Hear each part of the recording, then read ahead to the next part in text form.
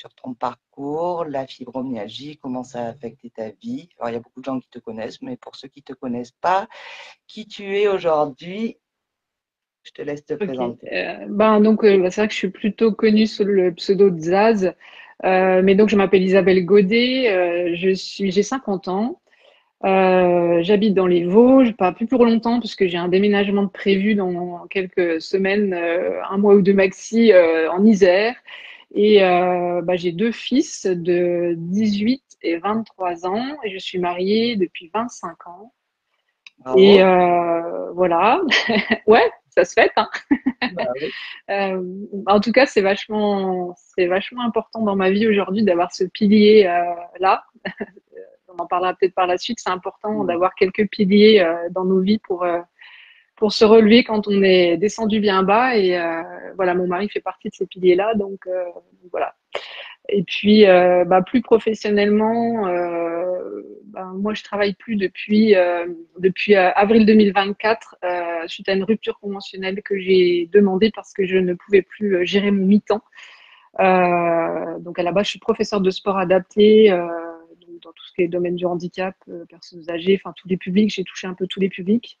Et là, dernièrement, sur ce poste, j'étais sur un poste adapté, hein, un mi-temps presque thérapeutique, j'allais dire, où je faisais que du phoning, de l'accueil du public, des choses comme ça. Donc, j'étais pourtant dans un mi-temps adapté, mais j'ai pas réussi. C'était pas possible de gérer la fatigue, de gérer les troubles anxieux, de gérer tous les symptômes de la fibro, plus voilà. Donc j'ai arrêté de travailler depuis plus d'un an maintenant. Et voilà, donc j'ai plein de passions à côté que j'essaie de mettre en avant et de partager parce que ça me fait beaucoup de bien, quoi. Ouais. Voilà. Alors, moi, j'avais envie de cette interview pour qu'on te connaisse un peu mieux parce on te connaît à travers tes livres, à travers tes partages de textes, d'illustrations, de toutes tes passions, effectivement, mais on connaît peut-être moins ton parcours professionnel, comment la fibromyalgie est arrivée dans ta vie, et puis comment tu as réagi et comment tu en es arrivé aujourd'hui à aider les autres à ta façon. Mais voilà, j'avais envie de parler de tout ça avec toi. Donc déjà, parce qu'en plus, tu as fait a priori plein de choses dans ta vie pro. À l'origine, c'est quoi tes études, ta formation?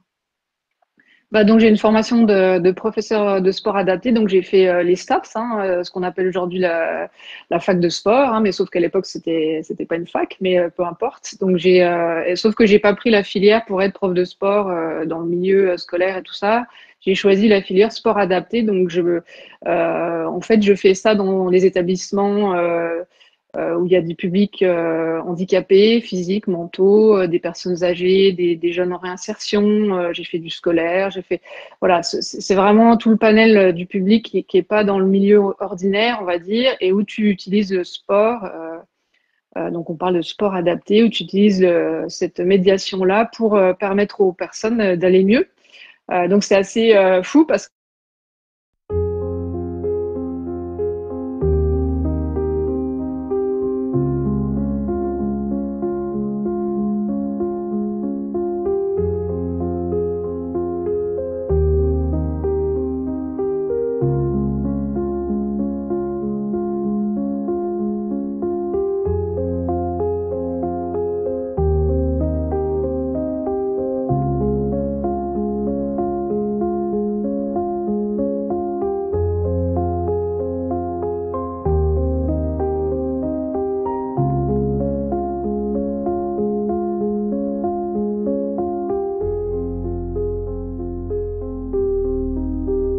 Donc, on est en train de parler de sport adapté. Donc, ce qui est fou, que c'est ce qu'on nous préconise, nous, à nous, donc bien adapté, hein. Et en fait, toi, c'était ta formation initiale. Donc, le handicap, j'imagine, même invisible, tu le connaissais déjà. oui, tout à fait. C'était vraiment passer de l'autre côté de la barrière que finalement entendre parler de sport adapté une fois que j'ai eu cette étiquette fibromyalgique. Et du coup, je suis un peu passée de l'autre côté de la barrière. Ça fait un peu bizarre et on se rend compte à quel point on n'est pas, comment dire, on n'est pas beaucoup aidé par rapport à tout ça, même si on a nous beaucoup aidé. Vu moi c'était mon métier et aujourd'hui que je suis de l'autre côté, ben on se sent un peu quand même isolé quoi. Ou abandonné. Et Mm. dans ta carrière, du coup, tu avais eu, t'avais accompagné des gens qui avaient des fibromyalgies. Tu avais déjà entendu parler de ça dans le cadre du sport adapté ou pas? Non, du tout. Alors moi, la fibromyalgie, c'est vraiment enfin, une maladie. Enfin, maintenant, c'est devenu une maladie. C'était encore un syndrome il y a encore quelques mois, mais enfin, je connaissais pas du tout en fait avant d'être diagnostiquée. C'est un mot que j'avais jamais vraiment entendu. Moi, j'étais plutôt dans face à des publics beaucoup du handicap mental, des personnes âgées, voilà, des publics comme ça ou des jeunes en réinsertion. J'ai eu pas mal d'expériences dans ce domaine-là. Par contre tout ce qui est maladie, je dirais invisible, beaucoup moins, parce que finalement, vu que j'étais en établissement spécialisé, finalement, la population des malades invisibles, elle n'est pas forcément dans ces établissements-là, elle est encore à domicile, etc. Donc moi, je n'étais pas concernée, tu vois, par ce public-là, quoi. Alors, t'as fait que ça dans ta carrière ou t'as fait d'autres travails?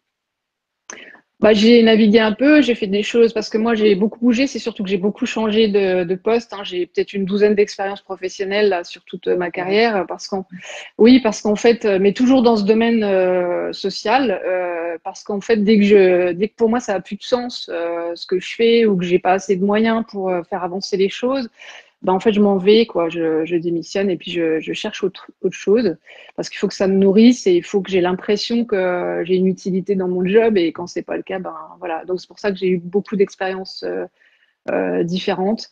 J'ai eu une petite parenthèse où j'ai fait de l'immobilier pendant 5 ans quand même, donc c'est complètement rien à voir avec tout ça, mais j'arrivais quand même à faire un peu de social finalement, même dans ce métier-là où on est quand même beaucoup en contact avec le public. Donc c'était très riche aussi, une approche voilà, du commercial, tu vois, de la vente de maisons, tout ça, visiter. Enfin, c'est sympa aussi. Mais sinon, voilà, je suis restée dans ce domaine quand même. Voilà, du sport. Parce que moi, à la base, je suis quand même enfin, vraiment issue de ce monde sportif, parce que depuis l'âge de 8 ans, je fais du handball. Donc, du handball que j'ai fait à haut niveau, hein, puisque voilà, que j'ai fait jusqu'à l'âge d'à peu près ouais, mon premier fils. Voilà, j'ai commencé à diminuer, puis au deuxième, j'ai arrêté. Hein, c'était plus possible. Et voilà, donc je suis baignée dans le monde sportif depuis l'âge de 8 ans, on va dire, et de façon assez intensive. J'utilise mon corps déjà de façon très intensive depuis très jeune, quoi. Ouais. Mm. Est-ce que je me trompe ou tu as été aussi sapeur-pompier? Ouais, non, tu te trompes pas. Donc ça, c'était après le hand. Quand j'ai arrêté le hand, j'ai dû tenir une année ou deux sans être dans l'hyperactivité physique, on va dire. Et du coup, bah, j'ai trouvé cette activité-là pour à la fois bah, secourir, être au service des autres, toujours, tu sais, avec cette super cape de sauveuse, là, comme on aime bien, nous tous, les fibros. Et puis, bah, toujours avoir du sport parce que mon corps demandait le mouvement, demandait. Alors, je sais pas, c'était peut-être une forme de fuite aussi, hein, d'être toujours dans cette activité, hyperactivité. Mais oui, j'ai été pendant 10 ans pompier. J'ai dû arrêter là en 2019, 2020, quelque chose comme ça, lorsque j'ai été diagnostiquée, même quelques mois avant, parce que j'arrivais plus en fait à porter même le sac de l'avant, tu sais, le sac de secouriste là, j'arrivais plus à porter même ça. C'était pour moi, c'était plus possible, donc ça devenait compliqué. À gérer plus le stress, hein, la gestion du stress qui est pas du tout compatible avec l'état dans lequel j'étais en train d'être, enfin de devenir et de voilà. Mm. Ouais. Bah, c'est super intéressant. Alors, tu nous décris un peu le profil type du fibromyalgique. Alors, toi, voilà, il y a le sport à haut niveau, il y en a beaucoup. Mm. Euh, alors, moi, c'est pas du tout mon cas, mais par contre, l'hyperactivité, oui, et de mettre en difficulté son corps et de le pousser, plus le côté social et le côté où on s'occupe des autres et on fait passer Mm. les autres souvent avant soi, peut-être pour oublier certaines choses, pour plein de motifs différents. Mais en tout cas, ce profil-là, effectivement, on le retrouve Mm. beaucoup dans la fibromyalgie. toi, tes premières difficultés physiques avec le recul ou tes premiers symptômes, tu les daterais de quand est-ce que tu as pu mettre, t'as pu Alors, utiliser? ouais, quand on est sportif de haut niveau, c'est compliqué de répondre à cette question-là parce que, en fait, le corps, on l'utilise toujours au-delà de sa limite. On va toujours, on se dépasse, hein, on est dans le dépassement permanent finalement. Tu as un entraînement tous les jours. Enfin, tu vois, c'est à fond. Dans mes études, c'était pareil. Dans mes boulots après, ça a continué avec les pompiers, etc. Et finalement, je suis arrivée à un stade en 2017 où vraiment là, j'ai commencé à faire des sciatiques à répétition, des lumbagos, enfin, tu vois, tout au niveau du dos beaucoup. Et où là, vraiment, le corps était en train de lâcher, quoi, en fait. Mm. Et c'est vraiment là où j'ai eu les vrais premiers signes, en tout cas, où j'en ai pris conscience. Mais je pense que c'était quand même bien avant que le corps était en souffrance, quoi. Ouais. Ben, souvent, ouais, mon expérience personnelle, c'est pareil. En fait, si on a eu des métiers physiques ou des activités très physiques, toutes les douleurs, tous les symptômes, que Mm, ce soit la fatigue, tout ça, on le met souvent sur le compte de ça et on s'en inquiète mm. pas jusqu'au moment où voilà, ça devient insupportable. Donc en 2017, tu as commencé à faire des examens ou juste tu te reposais entre deux périodes de douleur? Ouais. Voilà, c'est plutôt ça. Oui, j'étais plutôt encore dans la politique de l'autruche. Je faisais pas trop d'examens. J'étais plutôt à essayer de me reposer entre chaque crise de sciatique ou de lumbago. Je commençais quand même à être dans un état un peu dépressif, tu vois, en mal-être comme ça. J'étais pas bien dans mon corps, donc j'étais pas bien dans ma tête. Hein, l'un ne va pas sans l'autre. Et puis, bah, je me suis un peu traînée comme ça. J'ai changé une fois de boulot. Puis on est arrivé en 2019. Où là, en fait, j'ai subi une opération sous anesthésie générale, une opération bénigne hein, à l'hôpital. Enfin voilà, anesthésie générale, mais je suis ressortie le soir. Et où là, par contre, en fait, je pense que ça a été le gros déclencheur de la fibromyalgie pour moi. En tout cas, à partir de là, ça s'est vraiment dégradé très très vite. Où là, ça est devenu des grosses crises de panique, des grosses crises d'angoisse, une tension qui faisait du yo-yo. Je pouvais monter à 18-20 de tension ou alors chuter carrément voilà, à 9, 10 de tension. Donc, c'était très compliqué. Et puis après, les douleurs vraiment ont commencé à se diffuser. C'était beaucoup axé sur le dos, en fait. Et puis après, ça a devenu un peu des douleurs diffuses. Donc là, j'ai commencé en 2019 à aller voir un rhumatologue quand même parce que ça devenait compliqué. Et puis, bah voilà, le rhumatologue m'a fait tous les examens. J'ai été plusieurs fois. Et on m'a quand même diagnostiqué des discopathies. Hein, donc, mais je crois qu'il y a beaucoup de fibromyalgie qui ont ça aussi en parallèle. Voilà. C'est danser dans les métiers tels qu'on a pu faire. C'est Oui, plutôt des choses qui sont relativement courantes quand même.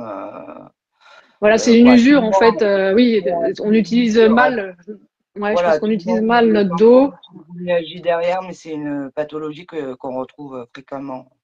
Voilà, donc bah, le rhumatologue m'a diagnostiqué finalement que ça. Enfin, lui m'a jamais parlé de fibromyalgie. Hein, et donc après en fait, donc mon médecin traitant, heureusement, a commencé quand même à. Bon, il m'a envoyé chez le kiné, etc. Je supportais pas les séances de kiné, ça me faisait trop mal. Le kiné pouvait pas me toucher, enfin ça devenait compliqué. Et donc, mon médecin traitant m'a fait un courrier pour aller au centre de la douleur bah, de Nancy, là, le centre de la douleur qui est à 3 quarts d'heure de chez moi. Et donc, en 3 mois, j'ai réussi à avoir un rendez-vous au centre de la douleur.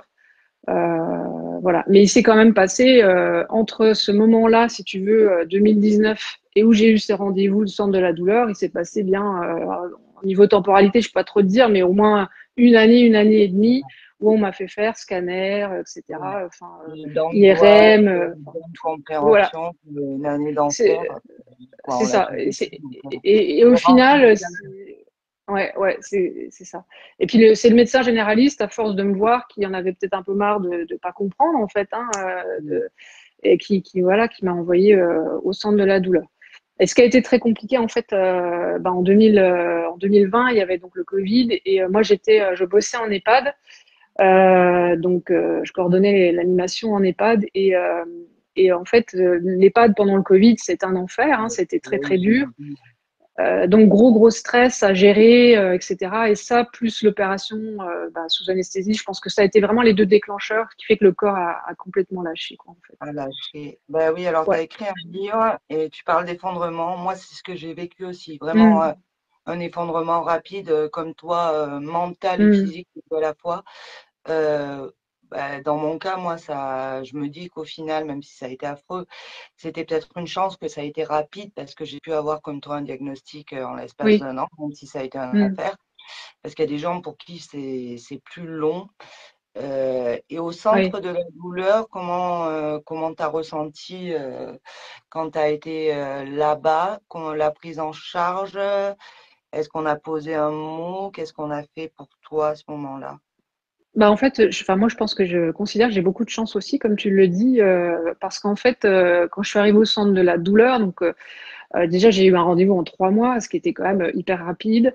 Tant Je suis mieux. arrivée donc en mars 2021. J'arrive au centre de la douleur. Je suis prise en charge sur une matinée par un interne de la douleur, donc un neurologue, un futur neurologue, qui vraiment m'a tout expliqué de A à Z, m'a fait faire plein de tests, etc. Et lui, très vite, il a posé le mot fibro, fibromyalgie. C'était sans équivoque. Voilà, il m'a fait faire pas mal de tests physiques, etc. Et il m'a surtout après rassuré. Enfin, tu vois, il a vraiment eu un discours super bienveillant en m'expliquant que le plus important aujourd'hui, ça allait être finalement de comprendre que il y avait eu la vie d'avant. Et puis à partir d'aujourd'hui, il y a plein de choses que j'allais plus pouvoir faire. Alors il m'avait fait un super dessin. Je me rappelle, moi qui adore tout ce qui est visuel, tu vois, ça me parlait beaucoup. Et en me mettant dans une bulle tout ce que je pouvais faire avant comme activité dans ma vie et tout, et en essayant de me faire réfléchir à ce qu'aujourd'hui, finalement, avec le corps diminué que j'avais, ce que j'allais pouvoir mettre en place. Donc on a ensemble commencé à remplir cette bulle. Et puis et il m'a dit, cette bulle, en fait, c'est à l'infini. Vous allez la remplir au fur et à mesure. Vous allez vous redécouvrir. Et c'est un peu une deuxième vie pour vous qui va commencer. Et du coup, tu vois, ça m'avait hyper rassurée. C'était très bienveillant.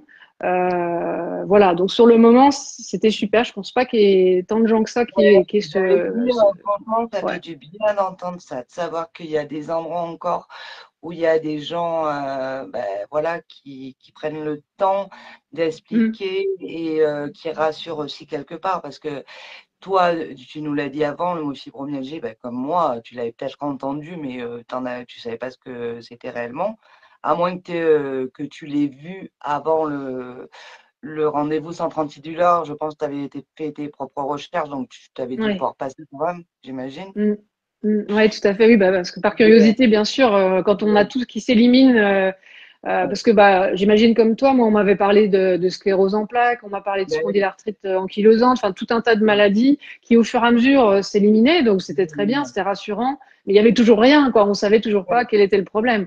Donc c'est vrai que quand tu commences à faire tes recherches sur Internet, je commençais quand même à tomber sur ce fameux mot de fibromyalgie, de cette maladie-là qui était pas très connue, pas très reconnue.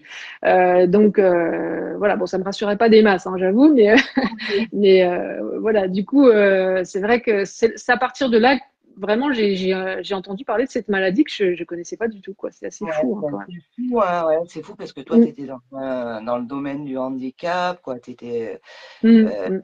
dans le social, même dans le domaine médical.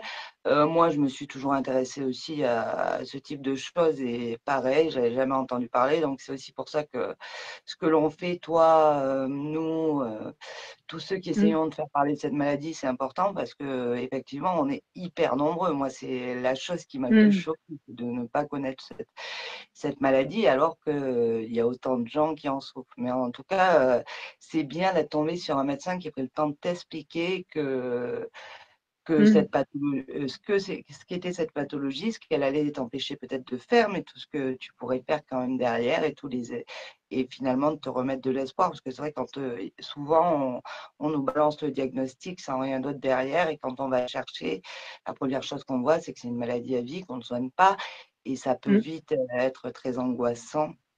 Alors Voilà. c'est vrai que c'est quelque chose qu'il m'a expliqué aussi. Il a été clair là-dessus. Il m'a dit pour l'instant, on n'a pas vraiment de traitement pour cette maladie. C'est quelque chose de multidisciplinaire. Il va falloir essayer de continuer à vous mettre en mouvement, etc. Enfin, il m'a expliqué les choses simplement.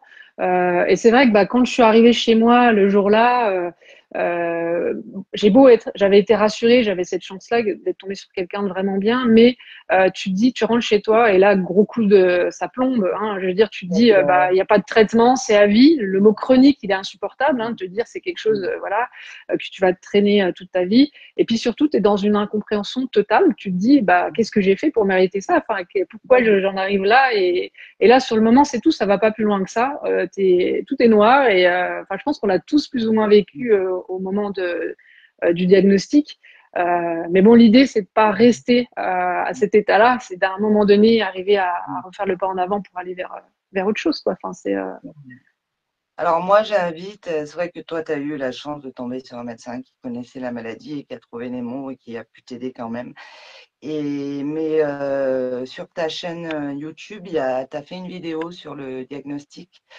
Quoi, une vidéo, quoi, tu as des mots qui sont hyper forts et qui devraient être délivrés à toutes les personnes qui reçoivent le diagnostic, parce que c'est des mots à la fois qui parlent réellement de la maladie, mais en même temps qui donnent de l'espoir et qui permettent d'avancer. Donc moi, j'invite tous les médecins qui ne savent pas quoi dire à leurs patients de leur faire écouter ta vidéo sur ça, parce que vraiment, elle est riche de plein de choses.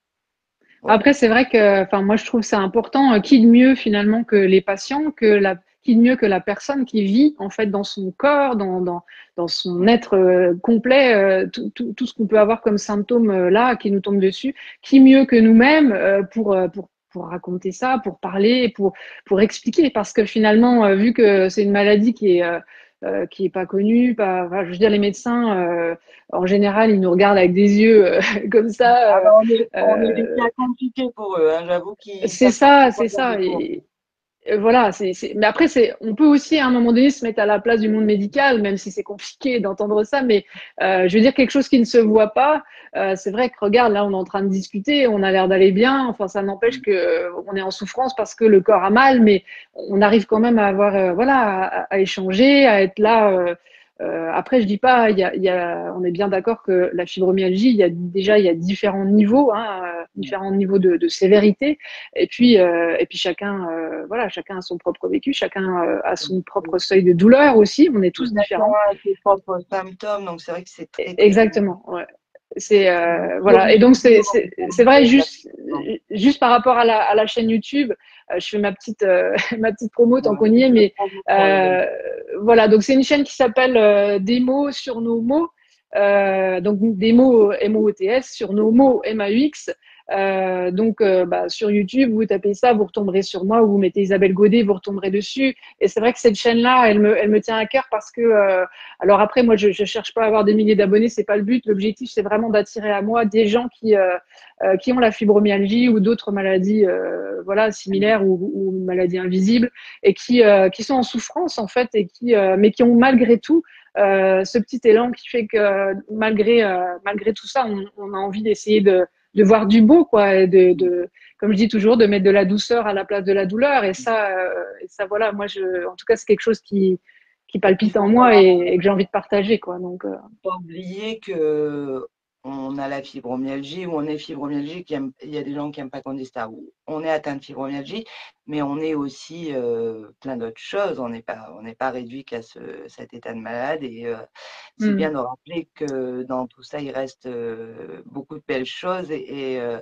Toi et moi, on a fait, on est la preuve que même cette maladie, grâce à cette maladie, on a appris aussi plein de choses.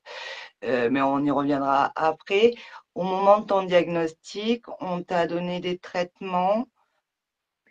alors, première intention, bah, après l'interne, j'ai rencontré donc un neurologue quelques mois après, même le mois suivant, je crois. Donc un neurologue qui me suit encore aujourd'hui, je vois tous les 6 mois, 6, 8 mois hein, maintenant. Et donc, qui lui, première intention, m'a prescrit donc des antidépresseurs, hein, bien sûr, comme beaucoup d'entre nous. Et du coup, moi, j'ai très clairement, dès le départ, dit que les antidépresseurs, c'est pas quelque chose que je sentais. Enfin, c'était pas pour moi. Voilà. Donc, bah, on m'a prescrit de la codéine, on m'a prescrit voilà quelques antidouleurs que j'ai testé différents antidouleurs pour voir celui voilà qui me soulageait. j'imagine. Voilà. Et voilà, on m'a prescrit un TENS aussi, hein, très rapidement. Donc j'ai essayé le TENS au départ qui était en location, puis après je l'ai eu chez moi en continu. Donc indispensable, le TENS, tu vois que j'ai Et en toi, ce ça moment, là t'a je te aidé? parle. Comment? Toi, ça t'a aidé. Moi, je sais que mes douleurs sont trop diffuses, ça m'a pas aidé, mais on est tous différents, donc. Alors, moi, ça m'aide par rapport à tout ce qui est douleur, enfin, comment je dirais, Ouais. physique. Parce que moi, j'ai principalement mes douleurs les plus fortes, elles sont au niveau lombaire, en fait. Hein, donc, Mm. et après, tout ce qui est douleur diffuse, le TENS, évidemment, il sert à Ouais. rien, hein, puisque c'est, Ouais. voilà, tu mets les électrodes à l'endroit précis bah, où C'est tu le as le plus, plus. ouais. Ouais. Et du coup, bah, le TENS m'aide quand même beaucoup, notamment quand je fais de la voiture, quand je suis assise comme ça de façon prolongée, voilà, j'ai toujours le TENS. Et pour moi, c'est assez efficace. Après, en médicaments, moi, j'ai un corps qui refuse. Je suis quelqu'un qui allait très peu chez le médecin et qui prenait très peu de médicaments. Donc, mon corps a plutôt tendance à faire des effets Ouais. secondaires dès que je prends des médicaments. Bien logique.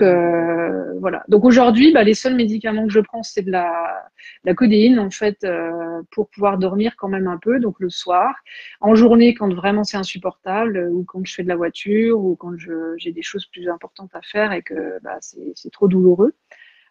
Et sinon, je prends du CBD aussi et puis voilà. Et puis j'apprends à vivre avec, à gérer au mieux et à occuper mon esprit pour me décentrer de cette fameuse douleur là Ouais. qui est Et au en final un dehors, dérèglement. Ouais, ouais, du système nerveux de la ouais. douleur, donc c'est Mm. bien que tu dises que toi, tu es prise en charge par un neurologue. J'ai l'impression qu'il y a deux catégories de neurologues, hein, de ceux qui connaissent la fibromyalgie, puis c'est une maladie neurologique, et ceux qui ne la Mm. connaissent pas. Et à l'origine, c'est quand même une maladie, même si elle est multifactorielle, neurologique. Donc dans la tête, mais au niveau neurologique pour le coup. Et en Mm. dehors donc, des traitements médicamenteux que tu as très peu, puisqu'ils n'ont peu d'effet sur toi, tu as d'autres choses qui t'aident au niveau Bah déjà, thérapie. la chose la plus importante qui m'aide, c'est le suivi psy, hein, le suivi thérapeutique.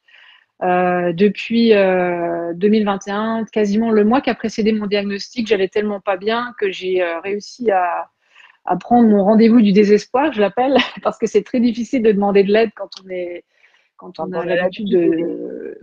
Voilà, tout à fait. Donc, on ne sait pas le faire pour soi-même et c'est vrai que c'est quelque chose de très compliqué. Et moi, bah voilà, j'ai attendu ce moment-là où j'étais au fond du trou pour arriver quand même à passer un coup de fil au CMP le plus proche de chez moi et où là, j'ai rencontré une infirmière psy vraiment géniale avec qui j'ai pu un peu déposer mon sac à dos. Et donc là, ça m'a fait énormément de bien. Et puis, bah, une fois que j'ai été prise en charge aussi par le centre de la douleur, donc quelques mois plus tard, on m'a très rapidement bah, proposé un suivi psy aussi par une psychologue clinicienne du trauma, spécialisée dans le trauma, puisque il y a voilà, il y a un lien quand même, moi qui s'est très rapidement fait avec mon vécu, on va dire mon vécu d'enfance et mes symptômes et la fameuse fibro là qui se manifestait bah, là, quoi. Donc le suivi psy très important que j'ai pas lâché, que je suis toujours comme aujourd'hui. moi. Comme moi, je Ouais. voudrais rendre hommage parce que moi j'ai la même expérience que toi. Mon CMP m'a sauvé la vie et il continue de m'aider. Et je Mm. voudrais me rendre hommage, oui, à tous ces infirmiers, psychologues, psychiatres dans les CMP qui font un boulot incroyable parce qu'ils ont affaire à des tas de problèmes. Et dans notre monde actuel, il y a de plus en plus de problèmes psychologiques et vraiment, c'est des gens voilà, qui font ça vraiment avec beaucoup Mm. de bienveillance la plupart du temps, même si certains, voilà, on peut avoir des mauvaises expériences. Et parfois, il y a des files d'attente, malheureusement, parce que tout le monde n'y a pas accès. Mais quand on a accès Mm. à des CMP, que ça se passe bien, c'est Moi, important je trouve, pour nous. enfin, ce que je voudrais juste rajouter, c'est que, enfin, moi, je trouve, pour avoir discuté avec beaucoup de personnes hein, fibromyalgiques, c'est qu'on a tendance, quand on nous dit, moi, le jour où mon neurologue m'a dit, là, il faut que vous ayez un suivi psy, c'est important, ça fait partie aussi de ce qu'on met en place pour la fibromyalgie. Et je sais qu'il y a beaucoup de personnes, quand elles entendent ça, elles se disent, mais non, je suis pas dingue, j'ai pas besoin d'aller voir un psy. Et je crois qu'on a quelque part, on a tous, voilà, à un moment donné de notre vie, besoin de déposer tout ce qui nous pèse en fait, même si on n'en a pas toujours conscience au premier abord. En tout cas, le déposer sans être jugé. Et c'est moi ce que j'ai trouvé, et toi aussi apparemment au CMP dans un premier temps, tu vois, cette infirmière psy là qui était complètement à mon écoute, dans le respect, et dans la bienveillance et tu vois sans aucun jugement jamais quoi. Et ça j'avais jamais connu de ma vie, hein, donc je suis arrivée à 48 ans au CMP, j'avais jamais été écoutée finalement. Juste écouter quoi. Et pourtant, qu'est-ce que j'ai écouté les autres? Donc c'est vraiment une étape à franchir et c'est quelque chose qu'on fait pour soi. Donc je dirais aujourd'hui à toute personne qui est diagnostiquée, n'hésitez pas. Et puis n'hésitez pas aussi à changer si ça passe pas Ouais, c'est avec ça, le premier psy. Bah oui, parce qu'en fait, on est tous différents et ça peut ne pas passer. C'est une histoire d'humain. Hein. Voilà, il y a avec qui ça passe, d'autres pas. ouais, c'est clair. Mais c'est important. Il y a cette alliance thérapeutique, donc il faut qu'on se sente en confiance. Au bout de 2, 3 séances, si ça passe pas, que vous vous sentez toujours pas en confiance, vaut mieux aller essayer ailleurs. Ça n'a pas d'intérêt non plus de se forcer Oui. parce que ça va Ouais, bah, renforcer encore plus le et mal-être, puis quoi. ça, oui, on n'avancera pas. Et Ouais. au-delà de ça, c'est vrai que comme toi, je partage ce sentiment. Il y a beaucoup de gens qui me disent, ben, je suis pas en dépression, je vois pas pourquoi j'irais voir un psy. En fait, dans le Mm. cas d'une maladie chronique avec des douleurs chroniques, c'est même Mm. au-delà de la dépression, c'est-à-dire que vous souffrez en permanence, en fait, donc votre vie va changer, donc tout ce que va entraîner la fibromyalgie, c'est bien d'avoir un endroit où on est écouté, entendu, parce qu'on peut pas non plus faire porter ça dans son environnement familial ou de travail en permanence aux autres. Et là-bas, Mm. c'est aucun jugement, c'est au-delà de la dépression ou de la maladie psy, c'est plus pour pouvoir parler aussi, délivrer des choses pour avancer et vivre avec cette maladie si complexe, quoi, qui Ouais, et bouleverse la vie. puis moi je pense aussi que la douleur, franchement, ça rend dingue à un moment donné. Et je crois qu'il n'y a pas à se cacher derrière ça. Enfin voilà, on a tous, malgré, on a déjà une histoire à se trimballer, une histoire, un vécu. On a aujourd'hui plein de symptômes qu'on va mettre des mois à comprendre. Et puis on a aussi toute cette phase un petit peu de non-acceptation de la maladie. Donc, je crois que c'est vraiment aidant, en fait, d'avoir ce soutien, cet accompagnement, quoi. Alors, ça peut être un sophrologue, je sais pas, hein, ça peut être n'importe. Après, ça peut être un bon ami aussi, mais c'est quand même pas la même chose parce qu'il faut quand même des professionnels qui ont l'habitude aussi d'être à l'écoute sans juger, quoi. Hein, c'est. Mm. C'est mieux, oui. Et alors toi, donc tu l'as un peu évoqué, le rapport avec les traumas ou l'enfance. Comment t'es arrivé à réfléchir sur le pourquoi de cette fibromyalgie? Est-ce que ça t'a pris du temps? Est-ce que tu avais besoin de comprendre? Est-ce que c'est en voyant d'autres témoignages que tu t'es dit, ça serait bien que j'aille identifier peut-être ce qui a pu déclencher ça? Parce qu'il y a des gens qui n'en ont aucune idée, il y a des gens qui veulent pas forcément revenir là-dessus. Toi, comment t'en es venu à réfléchir là-dessus? Est-ce que tu en as eu besoin ou est-ce que c'est apparu comme ça? Bah, en fait, enfin, au début de la maladie, donc en 2021, j'ai eu toute une phase où, bah oui, j'étais pas en dépression, mais j'étais dans un état dépressif. On va dire que j'étais vraiment pas bien. Bah, quand c'est comme ça, on rumine beaucoup. Voilà, il y a le passé qui remonte. J'ai commencé mon suivi thérapeutique, donc j'ai commencé à avoir beaucoup de choses qui revenaient aussi à ma mémoire. Donc en 2023, j'ai aussi donc bah, une levée d'amnésie traumatique, donc beaucoup de choses qui sont remontées. Donc je vais pas parler là bien sûr, hein, mais c'est juste pour expliquer simplement. Et du coup, moi j'ai eu derrière un besoin vital de comprendre en fait, de comprendre bah, le lien qu'il y avait finalement entre ce passé et puis l'état dans lequel j'étais quoi en fait. Comment finalement la douleur, le stress avait pu rester, tu vois, comme une empreinte dans mon corps en fait, liée à mon passé, à mon vécu d'enfant. Et du coup, bah, j'ai travaillé beaucoup en psy. Et puis, j'ai une autre pathologie, moi, qui s'est invitée à moi, en fait, puisque j'ai des troubles neurologiques fonctionnels. Donc, je fais des crises non épileptiques psychogènes, ça s'appelle. Et donc, ça m'a vraiment, encore aujourd'hui, ça me pourrit quand même beaucoup la vie. C'est un peu comme de l'épilepsie, hein, sauf qu'on n'a pas de, comment dire, de problème au niveau, enfin, il n'y a rien au niveau de l'IRM cérébral. Mais en fait, c'est voilà, c'est des crises où ton corps, en fait, il a besoin d'évacuer toutes les tensions, toutes les émotions emmagasinées. Donc c'est assez, voilà, ça prend beaucoup d'énergie, ça me fatigue beaucoup moi, et ça m'arrive surtout la nuit en fait. Ouais. Donc voilà, donc moi j'ai un sommeil qui est très très très très limité. Et voilà, mais en fait j'avance avec ça, et en fait même ça finalement, j'arrive à me dire que ça m'aide à comprendre où j'en étais arrivée finalement Mm. dans mon corps, tu vois, le fait de tout ce que je n'avais pas dit depuis que j'étais gamine, tout ce qui était resté enfermé à l'intérieur de moi, ça avait besoin de s'exprimer, et ça s'exprimait par la fibromyalgie, par les douleurs, par ces crises là, et tout ça. Et aujourd'hui, je comprends. Et à partir du moment où tu comprends, et ben en fait, tu acceptes un peu mieux, tu vois, et tu avances avec ça différemment. Donc c'était vraiment, pour répondre à ta question de départ, moi c'était vraiment une quête de compréhension. Depuis le début du diagnostic, je voulais comprendre comment j'avais pu en arriver à m'auto-détruire, parce que je trouve que Ouais. la fibro, finalement, on s'auto-détruit. On s'aime tellement peu et on se respecte tellement peu. Moi, j'ai toujours utilisé mon corps comme une machine. Et ben qu'en fait, on se fait du mal à soi-même, en fait. Tu vois, Ouais. et du coup, Oui, après, on ne le fait ouais, pas intentionnellement, bien c'est entendu, pas mais oui. conscient, ouais, c'est pas Ouais. conscient, mais bien sûr.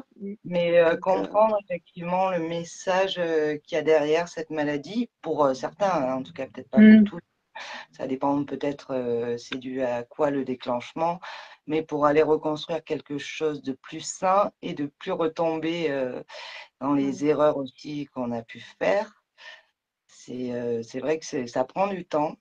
mm. Et je pense Euh, qu'on ne peut pas non plus dire que derrière chaque personne qui a la fibromyalgie, il y a un trauma, hein. C'est pas du tout ce que je suis en oui, train de dire, hein. oui, Mais bon, par contre, je crois que c'est intéressant pour quelle que soit la personne d'aller à un moment donné gratouiller oui, les petites choses qui, voilà, qui font mal et qui, voilà, et qu'on a du mal à dire, qu'on a du mal à déposer parce que c'est ce qui fait que c'est marqué dans le corps à un moment donné, quoi.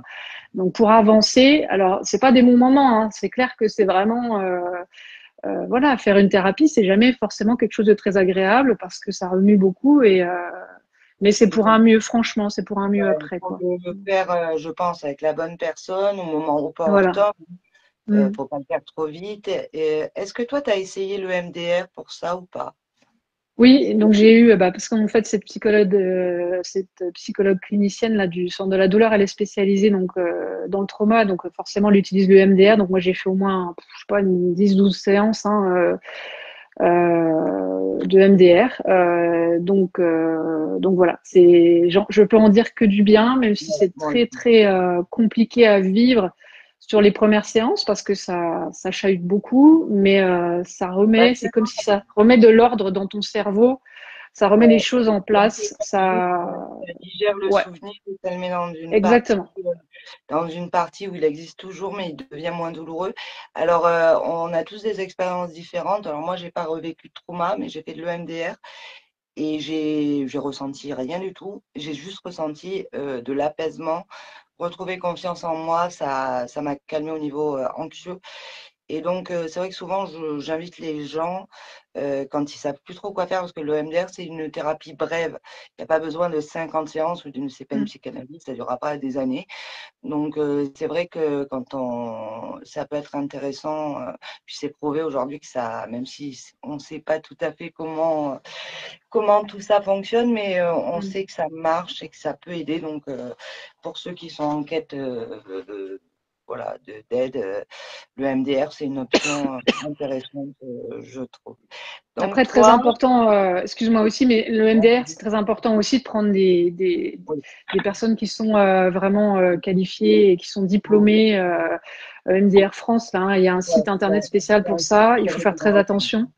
Parce que ça peut ouais. être vite dangereux hein, dès qu'on commence à entrer dans des thérapies comme ça, dans des techniques comme Ouais. ça. C'est voilà, Tout est, c'est pas n'importe. ouais, parce que surtout Oui. dans la fibro, c'est vrai que ce qui peut nous aider beaucoup, c'est les médecines dites alternatives. Mais en Mm. fait, c'est pas parce que c'est dit douce ou alternatif que c'est forcément sans danger. Donc, on vous invite toujours à vérifier les personnes, à aller vérifier qu'ils aient les bonnes formations, peut-être les C'est ça, avis. ouais, c'est important. Ouais. Voilà, Alors, parce que c'est pas parce que je me permets de lire une question qui oui, s'affiche devant moi. Il y a Laurence qui demande combien ça coûte une séance EMDR. Alors moi, pour répondre, moi, je suis prise en charge par le centre de la douleur, donc ça m'a pas coûté. Après, je sais pas du tout répondre combien ça Alors coûte. moi, je vais dire pour moi, à l'époque, moi c'était au début de la maladie, il y a 3 ans, il venait à domicile en plus. C'était 70 €, mais il restait plus d'1 heure et demie avec moi. Après, il faut savoir qu'aujourd'hui, il y a de plus en plus de psychiatres qui sont formés. Donc, si c'est un psychiatre, ça vous coûtera rien parce que c'est pris en charge. Et dans Hmm. certains CMP, le mien, je crois, il y a une psychologue qui est formée aussi. Donc là aussi, ça ne peut ne rien coûter. Mais c'est vrai que c'est pas, ça peut avoir un coût. Moi, dans mon cas, c'était 70 €. J'ai eu besoin de 3 séances. Je n'avais pas encore le diagnostic, mais au bout de 3 séances, j'ai senti un réel mieux-être. Mais vous pouvez trouver, oui, des psychiatres qui sont habilités à le faire ou des psychologues dans des CMP ou des centres antidouleurs. Dans ce cas-là, ça ne vous coûtera rien si vous avez la possibilité. Sinon, je pense qu'on est dans cet ordre de prix entre 70 et 100 € la séance, quelque chose comme ça. Ouais, je pense aussi. Donc c'est le centre de la douleur de Nancy, Laurence. Je réponds à ta question que je vois devant mes yeux. Moi, j'ai été prise en charge par le centre de la douleur de Nancy. Ouais. Après, il y a centre de la douleur et centre de la douleur. Hein. J'entends beaucoup aussi de retours négatifs. Hein. Soit très bon, soit très très mauvais. Il n'y a pas trop de Ouais. juste milieu, j'ai l'impression. Puis il Ouais. n'y en a pas de toute façon. On est bien d'accord. Mm, mm. Et du coup, alors toi, 2019, les premiers vrais gros symptômes, c'est ça? Oui, c'est ça. Oui. Bah, suite à l'opération sous Ouais. anesthésie, ouais. C'était ça. Ton Et puis diagnostic, c'est 2021, c'est ça?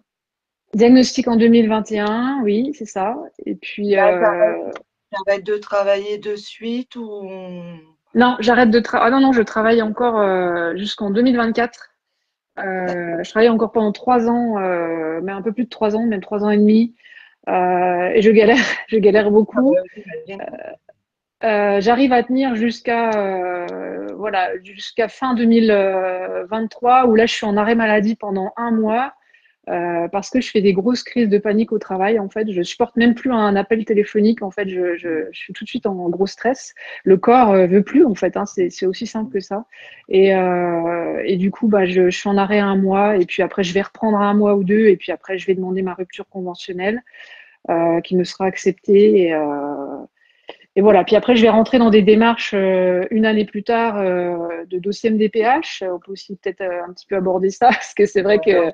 on va l'aborder à la fin. Juste Ok. entre ton diagnostic et donc le moment où tu décides d'arrêter de travailler, ton corps n'en peut plus et tout ça. Toi, pour avancer, tu te renseignes sur la maladie, tu mets en place des choses. Oui, je mets en place Voilà. des choses de mon côté. Enfin, après, en fait, il s'avère que moi, mais déjà, j'identifie, grâce à mon suivi psy, j'identifie rapidement mes déclencheurs de douleur et de fatigue, voilà, ce qui m'amène le plus de crises de douleur, donc le stress, le bruit, le monde. Hein, donc, pour moi, c'était ça. Donc, bah, j'essaye de mettre en place des choses chez moi. Donc, j'ai ma psychologue qui m'a appris à faire de l'EFT. Donc c'est à base de tapotements, etc., des points un peu d'acupuncture, donc avec des cycles qu'on fait. Ben ça, voilà, il y a des références sur Internet, on peut apprendre et faire ça en autonomie. Et ça m'aide et c'est quelque chose que je fais quotidiennement encore aujourd'hui. La cohérence cardiaque aussi, donc j'ai une petite application, je fais plusieurs fois par jour. Et dès que je sens le stress monter, donc la cohérence cardiaque, c'est à la portée aussi de tout le monde. C'est des petites choses qu'on peut J'ai mettre vu en que place. la cohérence cardiaque, c'est quelque chose qui aide, mais il faut le faire de manière régulière pour que ça soit Oui. efficace. Et puis, il faut pas s'inquiéter aussi qu'au début, moi, les premières fois que je faisais, Oui, au c'était début, horrible. En on fait, y arrive pas. ouais, ça me donnait des vertiges même, en fait, tellement je devais mal le faire. Je sais pas. J'en avais mal la tête, ça me donnait des vertiges. Et ben, petit à petit, j'ai réussi à trouver le bon rythme. Et c'est vrai que je fais 2 ou 3 fois par jour, voilà, sur 5 minutes. C'est pas grand-chose dans une journée, mais c'est hyper important. 3 fois, ça Euh, minutes quand même, pour que ça soit ouais, 2 à 3 fois voilà. par jour. Ouais, c'est ça, ouais. À peu près, hein. Il y a des jours où je suis moins Oui, tendue, où j'ai parfois, pas besoin, si etc. un jour vous ne faites pas, c'est pas très grave, mais il faut quand même une certaine régularité pour que ça porte. C'est ça. Et puis, bah, j'ai aussi, puisque donc ma psychologue m'a fait de l'hypnose aussi par rapport à l'aspect sécurité, enfin se sentir sécure en soi. C'est important aussi pour nous qui Ouais, sommes c'est hyper malades important. parce qu'on, voilà, quand on est malade, on a une fenêtre de tolérance qui est très très diminuée et la moindre chose nous met en insécurité. Alors surtout quand on a un vécu, ben, une nouvelle fois un peu traumatique, on est encore plus touché par ça. Et du coup, moi, elle m'a fait plusieurs séances d'hypnose là-dessus pour apaiser en fait. Voilà, et puis me créer un refuge intérieur où je peux aller quand je suis vraiment pas bien. Et du coup, maintenant, je fais de l'auto-hypnose. Donc, j'ai mis en place pareil, à peu près tous les jours, ou un jour sur deux, je fais une séance d'auto-hypnose où j'arrive à vraiment lâcher prise parce qu'on a du mal, nous, les fibros aussi, à lâcher prise. C'est très Ah, bah, compliqué. c'est notre gros souci, hein, donc c'est Voilà, important. ouais, c'est ça. Donc, perdre le contrôle, hein, c'est compliqué. On a Et, l'impression oui. de... Et Voilà. pour- et pourtant, quand on voit avec le recul, si tu y es arrivé, moi je sais que j'y suis arrivée, maintenant, quel bien fou ça fait de lâcher prise. Ah, moi, Et c'est terrible. C'est un vrai kiff, hein, moi, je te le dis ah franchement. ouais, non, ah ben c'est... moi aussi, je me dis, mais pourquoi je ne l'ai pas fait avant? Pourquoi? Oh mon Dieu, c'est c'est Moi, dingue. j'ai l'impression de planer. C'est un peu comme quand je prends du CBD, je te dirais. J'ai l'impression, quand je fais de l'auto-hypnose pendant une demi-heure et que je lâche vraiment prise, tu vois. Ouais, oui, je suis complètement d'accord avec toi. C'est un vrai bonheur, quoi. Ouais, Ça, c'est un vrai on connaissait moment. pas. Pourquoi avant on ne s'est pas accordé ça?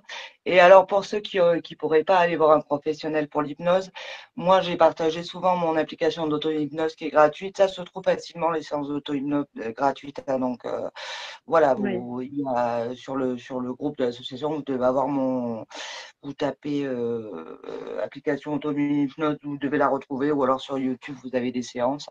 Donc au début c'est difficile de le faire, mais c'est pareil à Mm. force on arrive à rentrer là-dedans. Donc, il y a toujours des solutions aussi gratuites qui peuvent nous aider, même si ça ne remplace pas les professionnels. Mais Bah, moi, ouais, sur YouTube, moi, je suis deux chaînes. Si je peux, si t'es d'accord, je ouais, peux les oui, donner. oui, Donc j'ai une chaîne, c'est une psychologue en fait qui s'appelle Catherine Paquet, ouais, P-A-Q-U-E-T, j'en Catherine sais bien. tu connais peut-être. Et donc du coup, Oui, elle propose vraiment plein de séances. Il y en a qui sont sur le oui, thème de la douleur, d'autres sur le il y en thème a beaucoup de sur la ligne. voilà. Et moi, enfin, en tout cas pour moi, c'est très très Ouais, bénéfique. j'en sais bien, ouais. Et puis voilà, puis une deuxième chaîne que je suis aussi, alors elle est plus axée vraiment justement sécurité intérieure, enfant intérieur, ça s'appelle la botanique du cœur. D'accord. Euh, voilà, et qui est très bien aussi. Alors après, ce qu'il faut savoir, c'est que moi, j'ai essayé certaines vidéos et des fois, on ne supporte pas la voix de la Oui, personne ça qui dépend de fait. la voix. Voilà, ça nous stresse plus qu'autre chose et donc Oui, c'est propre à chacun. Il ne faut pas s'inquiéter là-dessus. oui, Il faut essayer d'autres oui. choses mais c'est très Moi, sur mon bénéfique. application, il y a énormément de séances. Il y en a qui sont faites avec des voix d'hommes, d'autres avec une voix de femme. Et effectivement, suivant la voix, on n'est pas réceptif, pareil. Donc, Tout à j'irai voir la fait. botanique du cœur parce que celle-là, je la connaissais pas. Moi, c'est vrai que souvent, je partage une autre chaîne, c'est Glee Factory, parce que là, c'est une psychologue qui Oui, explique ouais. bien tout ce qu'on vit Mm. et qui ça rassure beaucoup. Et elle est dans la même démarche que nous. Voilà, Mm. puis l'enfant intérieur, on en parlera un peu après. Du coup, toi, tout ce travail que tu as mis en place pendant ces années, en fait, il t'a aidé, mais le fait que tu sois toujours en activité, ça n'a pas suffi. Tu avais besoin de Non. t'arrêter vraiment En pour. fait, voilà, ce que j'arrivais pas à gérer, en fait, c'était surtout la fatigue et le fait que je dormais pas des nuits. Enfin, c'est toujours un peu le cas d'ailleurs, mais ça va quand même un peu mieux. Mais je dormais en 2021 jusqu'à ce que j'arrête de travailler, je dormais 3 4 heures par nuit grand maximum, entrecoupé de je sais pas combien de micro-réveils. Hein. Et il y a un moment donné, ton cerveau il n'y arrive plus quoi. Donc j'avais beau mettre en place voilà de la cohérence cardiaque, de l'EFT, c'était pas suffisant. J'arrivais pas à récupérer en fait. Donc après, tu as ton système nerveux qui démarre au quart de tour, le moindre petit détail, tu es en stress. Et moi, ça me déclenchait des crises d'angoisse, des crises de panique, enfin, tu vois. Donc c'était plus possible le travail. Puis après, tu as le regard des autres au travail qui est très compliqué aussi, hein, parce que quand tu commences à arriver, tu as la tête dans l'autre sens, un matin, deux matins, enfin, je veux dire, voilà, tu as tout ce regard extérieur, c'est pesant aussi, tu n'arrives pas à le gérer non plus, même si j'avais des collègues vraiment sympas, hein, voilà, mais il y a tout ça aussi, c'est un ensemble qui fait que, ben, voilà, quand c'est plus Oui, possible, quoi. puis on a besoin effectivement à un moment donné mais de repos, de calme et pour Mm. repartir mieux et comprendre. Voilà, je vois pas comment c'est possible.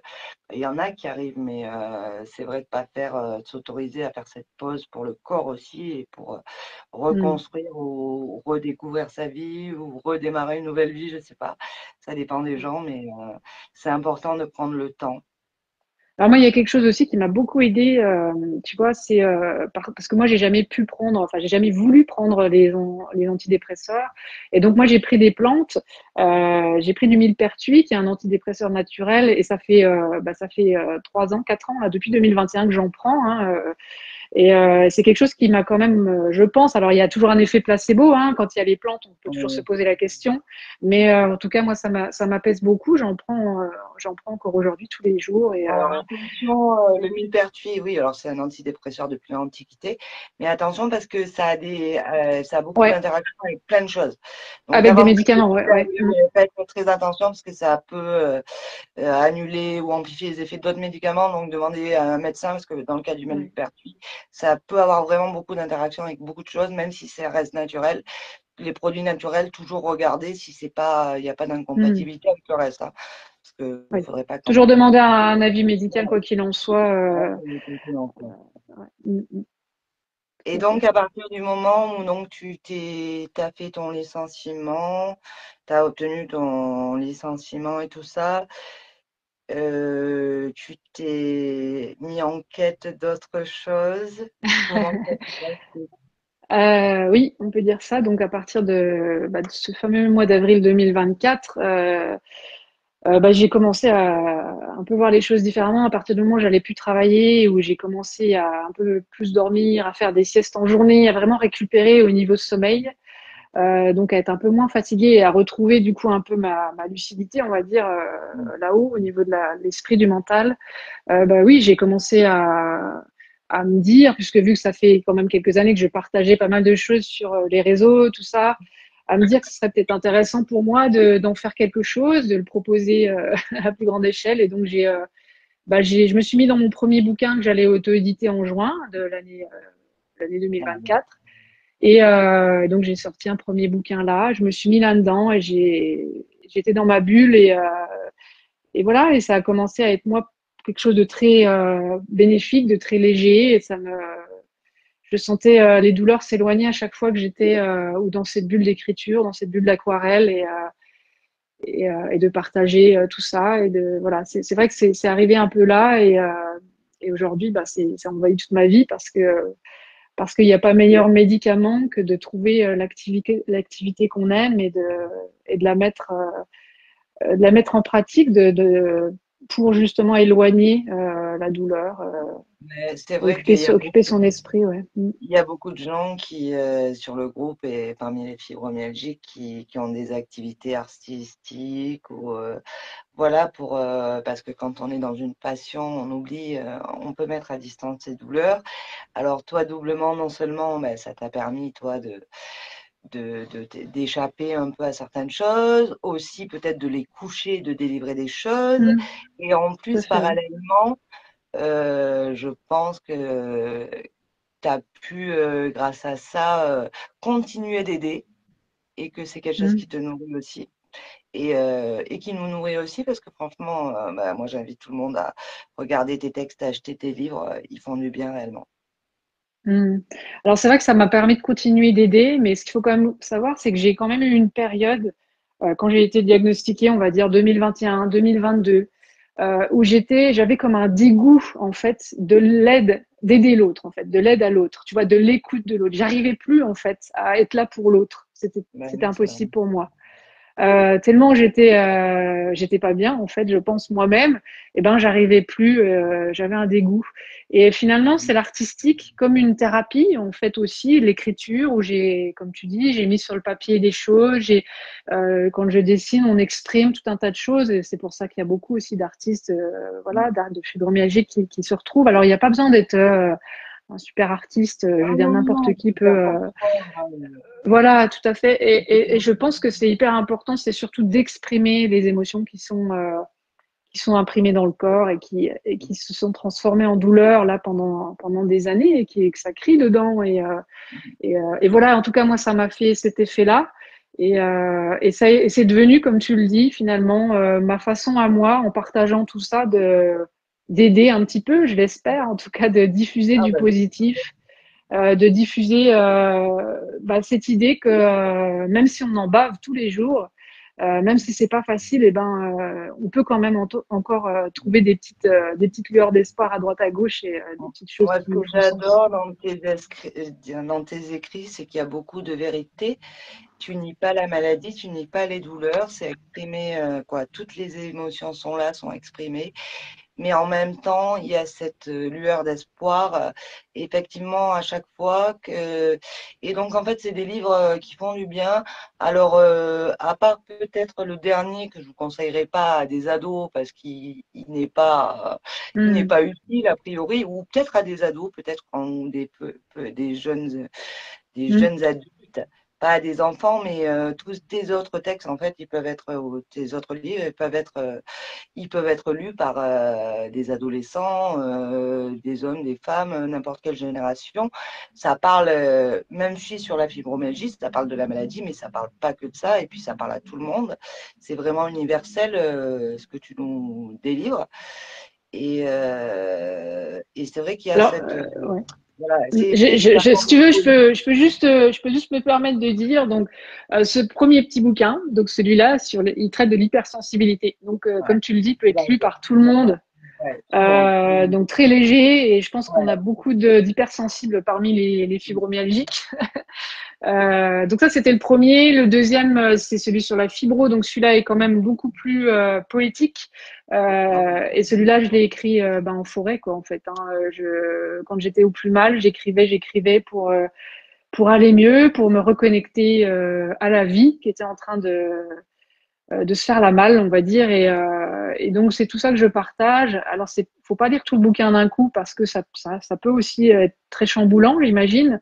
Mais un petit peu de ci, de là, ça peut être aidant. Il y a des petites anecdotes de Ouais. fibro, de mes partages de mon vécu et tout ça. Donc, Il y a les petites euh, astuces aussi, on a, mais bon, après, voilà, ça peut être lu par d'autres personnes. C'est oui, tout à pas. fait, ouais. C'est Ouais. Et vraiment puis bah c'est différent. vrai que le dernier, c'est pas forcément Ouais, celui qui a le plus marché. je Pourtant l'ai pour moi là, je c'est l'ai le plus là. intime.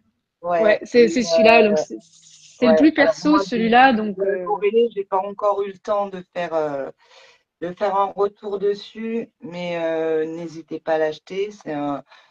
C'est comme toujours, c'est poétique, c'est sensible et surtout c'est un joli outil thérapeutique. Ça peut vous aider si vous avez envie d'aller découvrir votre enfant intérieur à travers toi ton dialogue. Ça peut aider d'autres à faire la même chose et sous une forme voilà vraiment avec beaucoup de tendresse et de douceur et voilà c'est un très très joli livre avec des jolies aquarelles voilà.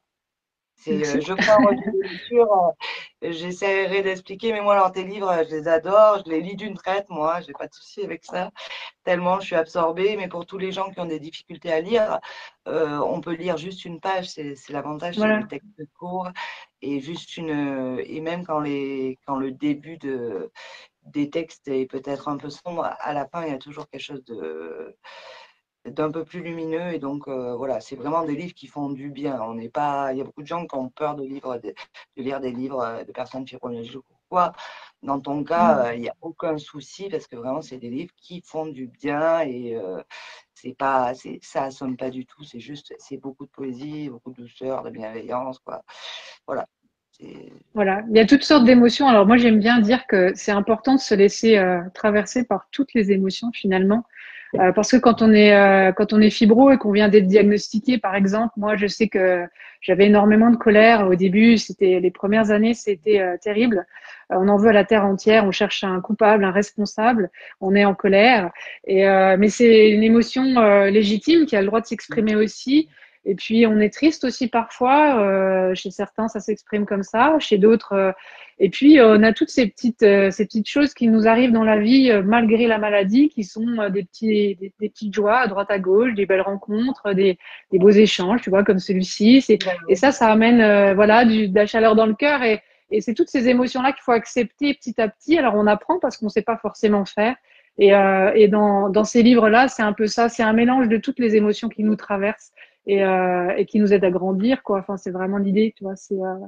Euh, c'est vrai qu'on apprend beaucoup avec la maladie, surtout quand on avait des caractères et des profils comme nous, c'est-à-dire très Mm, hyperactifs, toujours à foncer, à fuir peut-être quelque chose. Moi, je pense aussi comme toi dans mon cas.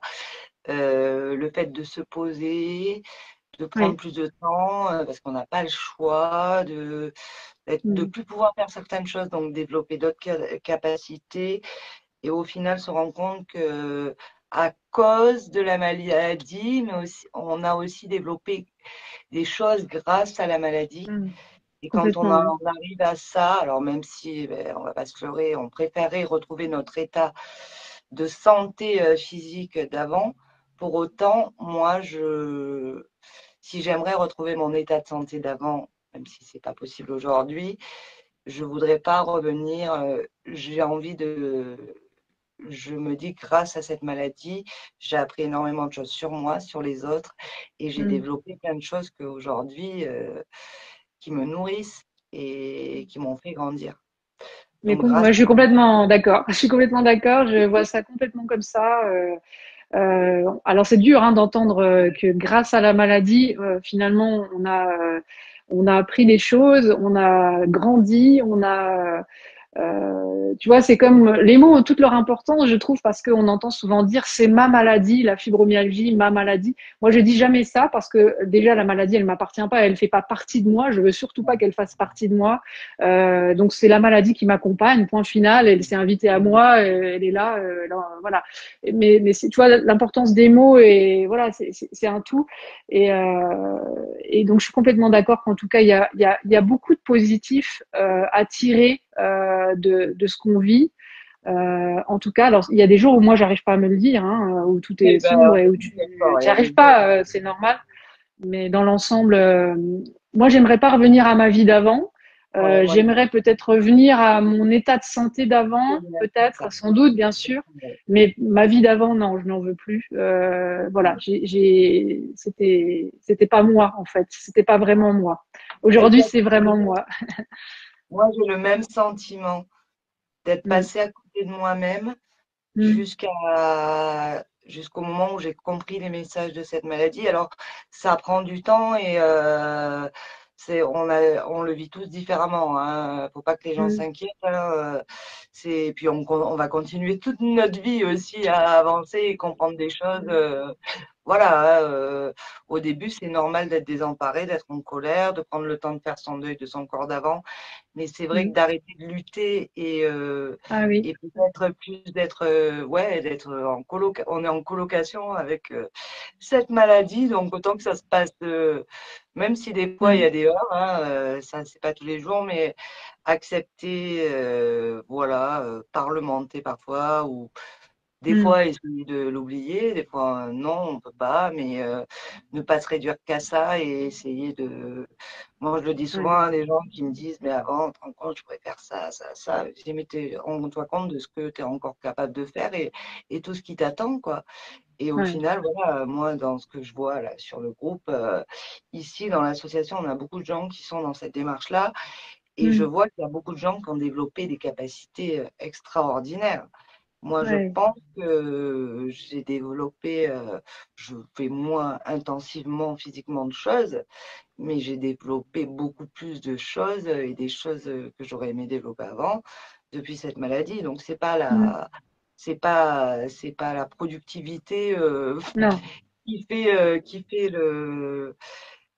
voilà, c'est pas, et puis Mm, l'utilité on peut être utile différemment, puis penser à toi, soi, c'est pas égoïste, et puis voilà, voilà, faut pas se remettre puis la vie, on apprend tous les jours, donc, et puis mais il y tu a de vois, la tu parlais de résistance là il y a quelques instants et moi ça a vraiment été un cap dans mon cheminement. Tu vois, c'est à partir du moment où j'ai compris que plus je résistais, plus j'étais douloureuse, plus j'étais en ouais. souffrance en fait, et que j'ai commencé à un petit peu lâcher. Alors ça se fait progressivement parce qu'on ne sait pas non plus faire.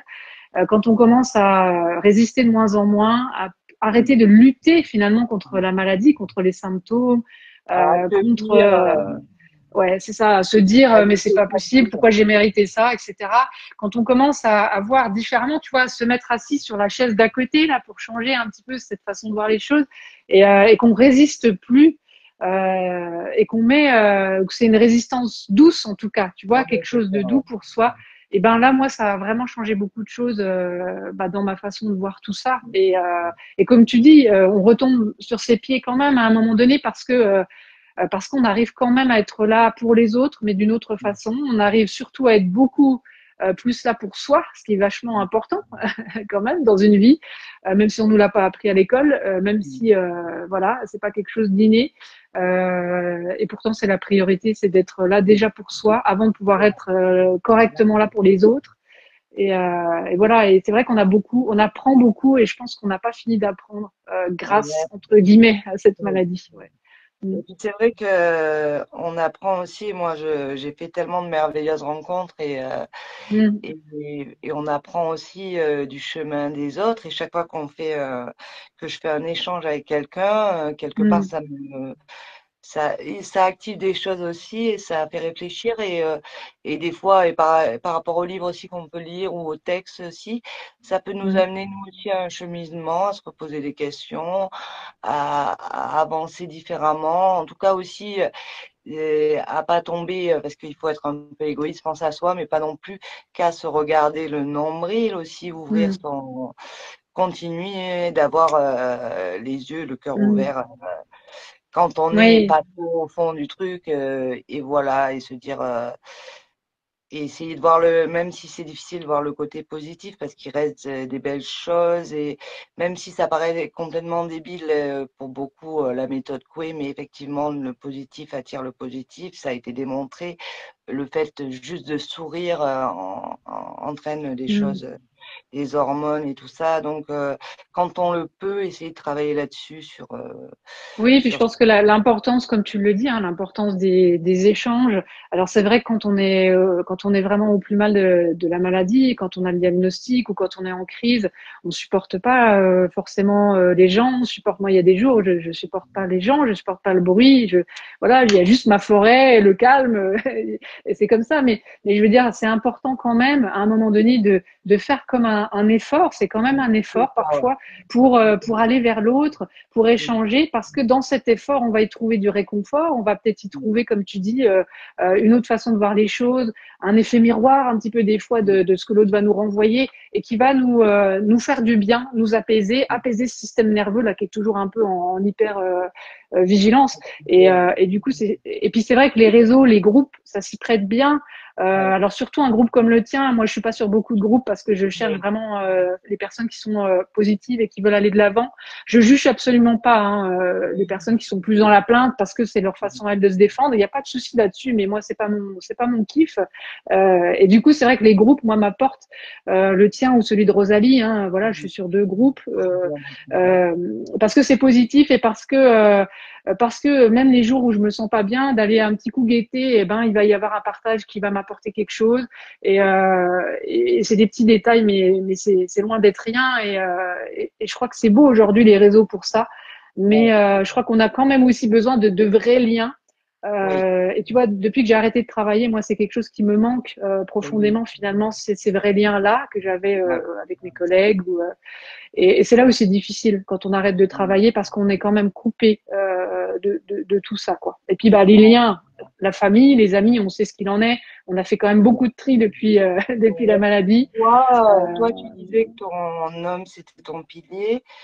oui. Le reste de ta famille, tes enfants compris, du coup, ouais, ton entourage, comment Oui, ils alors ont. moi, oui, mes fils bien sûr, parce que je leur ai expliqué progressivement et qu'ils m'ont vu aussi me dégrader. Bon, après, ils m'ont vu aussi me relever, donc je pense ils ont compris. Ils sont là quand il faut, mais ils ont leur vie et je fais en sorte qu'ils se sentent bien dans leur vie aussi, sans avoir apporté mes symptômes et mon mal-être à moi, parce que ils ont leur vie à vivre. Et par contre, bah, le reste de la famille, voilà, moi j'ai coupé les ponts avec mes parents depuis un an et demi suite à la maladie et à tout ce qui s'est réveillé en moi. Donc j'ai plus voilà, j'ai un deuil à faire de ce côté-là. Donc la famille c'est très limité pour ma part, mais j'ai pas besoin de beaucoup plus. C'est déjà important, vaut mieux la qualité que la Que la quantité, comme je quantité. dis. D'accord, ouais. Et j'ai beaucoup, voilà, j'ai fait beaucoup de rencontres très fortes, très puissantes, de liens, de connexions comme ça à distance, qui pour moi ont beaucoup d'importance dans ma vie. Et voilà, et la famille, à la beau être de sang, pour moi, ça n'a pas forcément, voilà, c'est pas la loyauté, je l'ai balancée à la poubelle et aujourd'hui, Oui, oui, parce que elle voilà, n'est pas que dans un sens non plus, hein. Donc c'est vrai que ça nous apprend exactement. aussi de plus tolérer l'intolérable et de Ouais. plus accepter les choses qu'il ne faut pas accepter. Malheureusement, on était peut-être trop gentil. On peut continuer à être gentil, mais pas avec les personnes qui le méritent, quoi. Oui, puis je crois que quand on apprend à fixer ses limites, chose qu'on savait pas faire bien Ouais. souvent, On a à besoin dire du non, temps. et ben forcément là, ça fait le tri, c'est sélectif, hein, direct. Il y a même pas besoin de, il y a pas besoin Oui, du non, sac jaune, du sac, tu vois, ça se fait tout seul. ah ouais, Et c'est du coup, pratique, j'avoue, oui, pour voir et du la coup, qualité de la relation. c'est ça. On voit vraiment à qui on a affaire et moi, comme je dis aujourd'hui, bah, qui même me suivent et puis bah voilà, si ça s'apparente à quelques personnes, bah tant pis, ce sera suffisant et ça sera déjà très bien comme ça et la personne avec qui vraiment je vais devoir faire jusqu'à la fin de mes jours, c'est moi, donc autant que je sois sympa avec Oui, moi-même déjà et puis oui, on verra ouais, après. C'est, c'est clair. mm, C'est vrai que pour ce que tu disais sur le fait d'avoir continué à avoir des liens, alors pour ceux qui peuvent pas, effectivement, les réseaux sociaux ont fait des belles rencontres. Alors mm, attention, bien sûr, et vous ferez peut-être pas que des belles rencontres, donc mais il faut quand même oser. Si vous êtes sur un groupe ou essayez. Nous, on a monté l'association aussi pour transformer ces rencontres virtuelles aussi en rencontres réelles. C'est encore plus fort. Et c'est souvent ce qu'on dit aux gens, parce que toutes les personnes qui essayent de monter des associations, c'est très très compliqué parce que les fibromyalgiques se protègent beaucoup. Ils ont eu, mm, se sont pris beaucoup de trucs difficiles dans la figure, donc ils ont souvent peur. Mais en fin de compte, des fois, il faut juste oser faire le premier pas mm, et pas. Et moi, c'est comme ça que tout a démarré. Donc, et pourtant, à l'époque, oui, je ne voyais plus personne. Donc, essayez quand vous avez l'opportunité, peut-être ne serait-ce qu'une visio, voilà, et puis après un café, et puis si vous, en réel c'est mieux. mm, Après sur les réseaux c'est possible, hein, mais vous coupez pas parce qu'il faut avoir un lien social d'une manière ou d'une autre, c'est toujours important, mm. ne pas rester trop isolé quand même parce qu'on a besoin de contact humain. On reste des êtres humains, on n'est pas des robots, donc essayez, et même si vous allez vous rendre compte que ben, il y a des gens avec qui ça ne le fait pas, c'est sûr, hein, mais il reste des jolies personnes sur cette planète et moi, j'en ai rencontré énormément depuis la fibromyalgie. Donc voilà. Oui, puis je crois qu'un des critères, enfin, je pense que parce qu'on a, comme on a toujours du mal à fixer nos limites, moi où je me rends compte, c'est que quand on a une personne en face de nous qui, pour une fois, n'est pas dans le jugement et dans l'écoute, juste sans jugement, C'est c'est ça, ok, c'est ça. on peut y aller quoi. Ouais. Et même à distance, enfin, je veux dire, et puis ne pas hésiter à dire. Enfin, moi, je sais que je discute beaucoup sur Messenger, mais c'est vrai que tu vois des échanges comme ça où c'est en réel, c'est beaucoup plus fatigant cognitivement que bah, d'écrire. Pour moi, c'est beaucoup plus facile d'écrire, tu vois, Ah, c'est moins fatigant. moi, c'est le Et contraire, tu vois.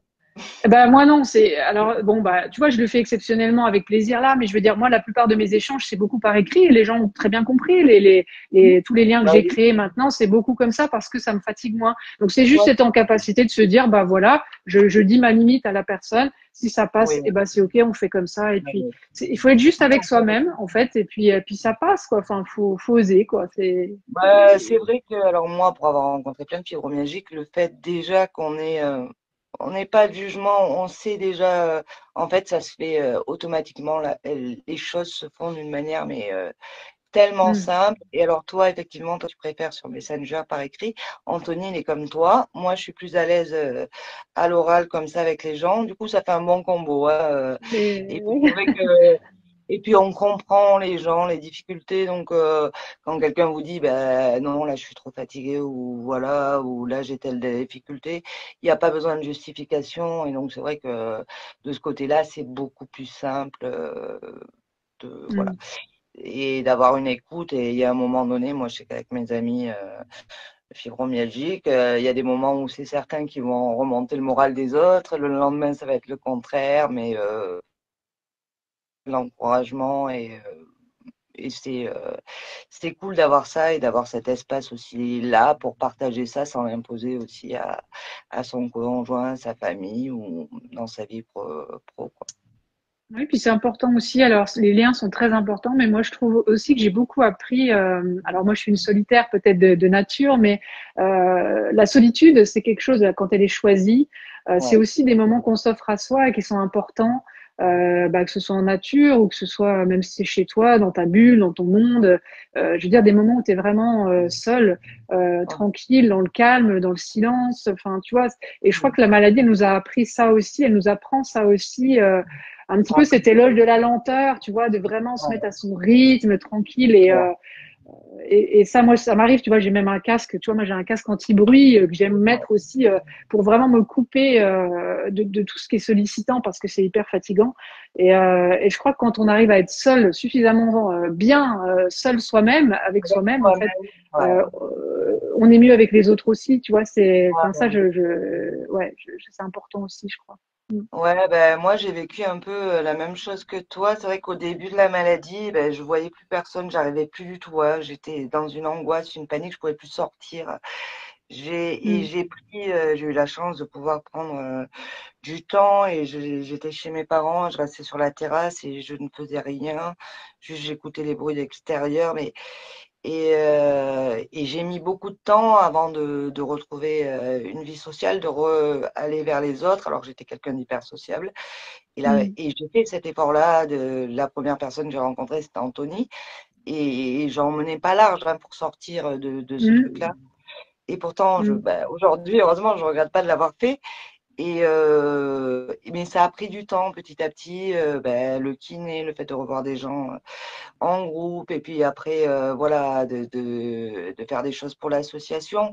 Mais toujours, tant que j'ai pas travaillé, rester aussi avoir des moments de calme chez moi, seul. C'est Et important, ouais. Ouais. Mm. voilà, et je supportais pas la foule pendant très longtemps. Je pouvais plus pas aller dans un endroit où il y avait du monde. Et aujourd'hui, j'ai travaillé 2 mois et demi dans une boulangerie où j'ai vu des centaines de clients passer tous les jours. Alors qu'il y a Mm. 2 ans, tu m'aurais dit ça, c'était impensable.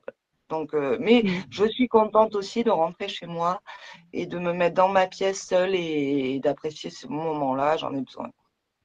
Mais je crois qu'en fait, la maladie elle nous a appris ça aussi. C'est très juste ce que tu dis, c'est qu'en fait, elle nous a tellement appris à la fois savourer les moments de calme, mais être aussi en capacité peut-être d'être dans des endroits plus agités, mais à l'écoute du corps, tu vois, de naturellement retourner à des endroits plus calmes, chose qu'avant peut-être on ne faisait pas parce qu'on n'était pas suffisamment à l'écoute de soi, de son corps et On de était ses signaux un petit peu par. Ouais, on était dans la vie. C'est vrai qu'il y a beaucoup de gens, hein, au-delà de la fibromyalgie, le monde d'aujourd'hui, il faut aller vite tout le temps, on est ouais, sollicité de c'est ça. partout, quoi. Et on a trop de sollicitations finalement, donc on prend plus le temps. Je pense aussi c'est ça qui fait que les choses, ce type de maladie explose. C'est-à-dire que les gens, ils courent, mais on sait même plus après quoi on court en fait. C'est ça. Il y a une perte de sens dans les choses qu'il faut retrouver, et elles se retrouvent effectivement dans le calme, dans la lenteur et dans le fait de se poser, de Hmm. s'arrêter et C'est un peut-être peu pour se flippant, hein. C'est un peu flippant tout ça, hein, de se retrouver tout seul au calme, dans le silence. Finalement, on se retrouve avec soi-même. Là, qu'est-ce qu'on va bien pouvoir se raconter oui, c'est ça. C'est vrai que c'est flippant au premier abord. Et tu vois, moi, je l'ai beaucoup fait au début. C'était en forêt. Hein, encore, je le fais beaucoup, mais c'était vraiment tous les jours en forêt. Je me posais et entendre ce calme ou ces deux, trois petits oiseaux qui chantaient. Eh ben, en fait, c'est comme si ça me reconnectait au monde, en fait. Tu vois, c'était, Je et j'ai pas pense. trouvé meilleure solution en fait Ouais. que ça quoi. Il y a beaucoup de gens qui adorent la nature pour ça dans les fibromyalgiques, mais je pense que tu vois, il y a beaucoup de gens qui ont peur du silence aussi. Ah Et oui oui je bah pense ça. dans les nouvelles générations, justement, elles qui ont vécu que dans ce brouhaha de tout ce qui va très Mm, très vite en plus avec les réseaux et tout ça, il y a beaucoup de gens qui ont peur du silence. Alors, mais l'éloge mm, du silence ou de la solitude choisie, j'espère qu'on pourra faire un live. On en avait parlé avec Nadège, solitude choisie et subie. C'est pas la même chose. Mais mm. effectivement, oui, re- redescendre des choses et ne rien faire l'éloge Ouais, de, l'éloge de la danse, la lenteur, de la douceur pour soi. Ouais, il y a beaucoup de choses à en dire et c'est vrai que savoir euh, s'ennuyer. Mais ouais, même pas aussi. s'ennuyer, apprécier de ne rien faire. En fait, c'est pas s'ennuyer, c'est apprécier de ne rien faire, C'est vrai. justement. Et ne pas se culpabiliser aussi. Aussi, ah bah ça c'est ça, mais ça c'est beaucoup ce que nous renvoie la société. Donc, il faut arriver aussi à faire la part des choses. C'est pas toujours Ouais. facile de ce jugement, de ce regard extérieur. Ouais. Et aller Qui travailler sur l'estime de soi. Une fois que vous aurez repris confiance en vous, vous serez Hmm. beaucoup plus fort et même vis-à-vis des autres pour la maladie. Vous verrez que les gens, ils iront moins vous titiller. Ah, mais c'est sûr. Ah, ça, c'est un gros job, hein. C'est vrai que moi, l'estime Ouais, de soi, c'est. c'est un Alors moi, gros les job. vidéos, tu vois, m'ont beaucoup aidé parce que quand j'ai commencé, moi, j'ai fait un premier podcast, tu vois, en octobre 2024. Donc, c'était il y a un peu plus d'un an. Oui, ça fait un an et demi maintenant. Le premier podcast que j'avais fait pour parler de mon bouquin. Et là, j'étais vraiment super mal à l'aise et tout. Et Ouais. je me suis dit, je vais jamais y arriver. Et Ouais, tellement on n'a pas confiance et on a voilà une très faible estime de soi, on se sent pas forcément à sa place à venir se raconter. Et au fur et à mesure, en fait, bah, moi je me suis rendu compte là avec l'évolution de la maladie aussi que se montrer vulnérable aux autres, oui. montrer sa fragilité en fait aux autres, c'est quelque chose de très puissant, très fort. Ouais. Et C'est une grande l'autre force. finalement il est relié à toi parce que on a tous cette fragilité en nous. C'est quelque chose d'humain, hein, je veux dire. Et sauf qu'on n'ose pas la montrer parce qu'on nous dit depuis qu'on est petit qu'il faut être fort, qu'il faut être dans le contrôle, qu'il faut pas pleurer, qu'il faut pas, etc. Et quand on commence à montrer sa vulnérabilité en tant qu'adulte aux autres adultes du monde, et ben on se rend compte que waouh, il y a un truc qui se passe. Et Ouais. finalement, ben, on reprend confiance petit à petit parce qu'on a le droit d'être fragile, on a le droit d'être vulnérable. Ça fait aussi partie de Ben, nous et voilà, faut y aller, let's go quoi. Moi, surtout être soi. Et je pense que quand on est réellement soi, et c'est ce que tu fais toi à travers tes podcasts, moi je prépare pas non plus les vidéos, tout ça. Ben, après c'est ma nature aussi, hein. Mais effectivement, quand on s'assume pleinement soi, eh ben les gens l'entendent mieux que quand on a des masques. Et laisser tomber ces masques, même si on est obligé d'en mettre un peu de temps en temps, hein, on n'a pas le choix. mm, Mais laisser tomber ces masques, déjà pour soi, c'est mm, hyper, ça soulage. Mais en plus, en face de soi, on a des gens qui soit ils ah comprennent, ouais, soit ben, ils partent, hein. Mais en tout cas, mm. ça soulage aussi de voir une personne. Ouais, ça nous donne de la force de s'accepter avec ses fragilités. Mais après, faut Et pas se leurrer, hein, on pourra jamais, de toute façon, on pourra jamais faire satisfaire tout le monde, être oui, comme. oh, ben On non. aura toujours, je veux dire, tu sais, moi, j'ai déjà eu aussi des retours. Ben Ouais. oui, toi, t'as pas la fibro comme moi, t'as l'air Ouais, bien tu plus peux en pas avoir forme. marché parce que t'es positif.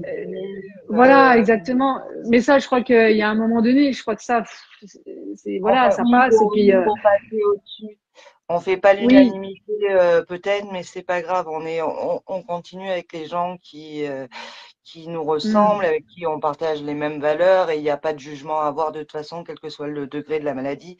Il y a des mm, gens qui ont des fibromyalgies sévères et qui sont ultra positifs. complètement, bien sûr. Il y a des Oui. gens qui ont une fibromyalgie plus modérée mais qui le vivent très mal. Il y a pas de jugement ou d'échelle de choses. On est tous Mm, avec ces difficultés-là. On essaye de se comprendre et de s'entraider.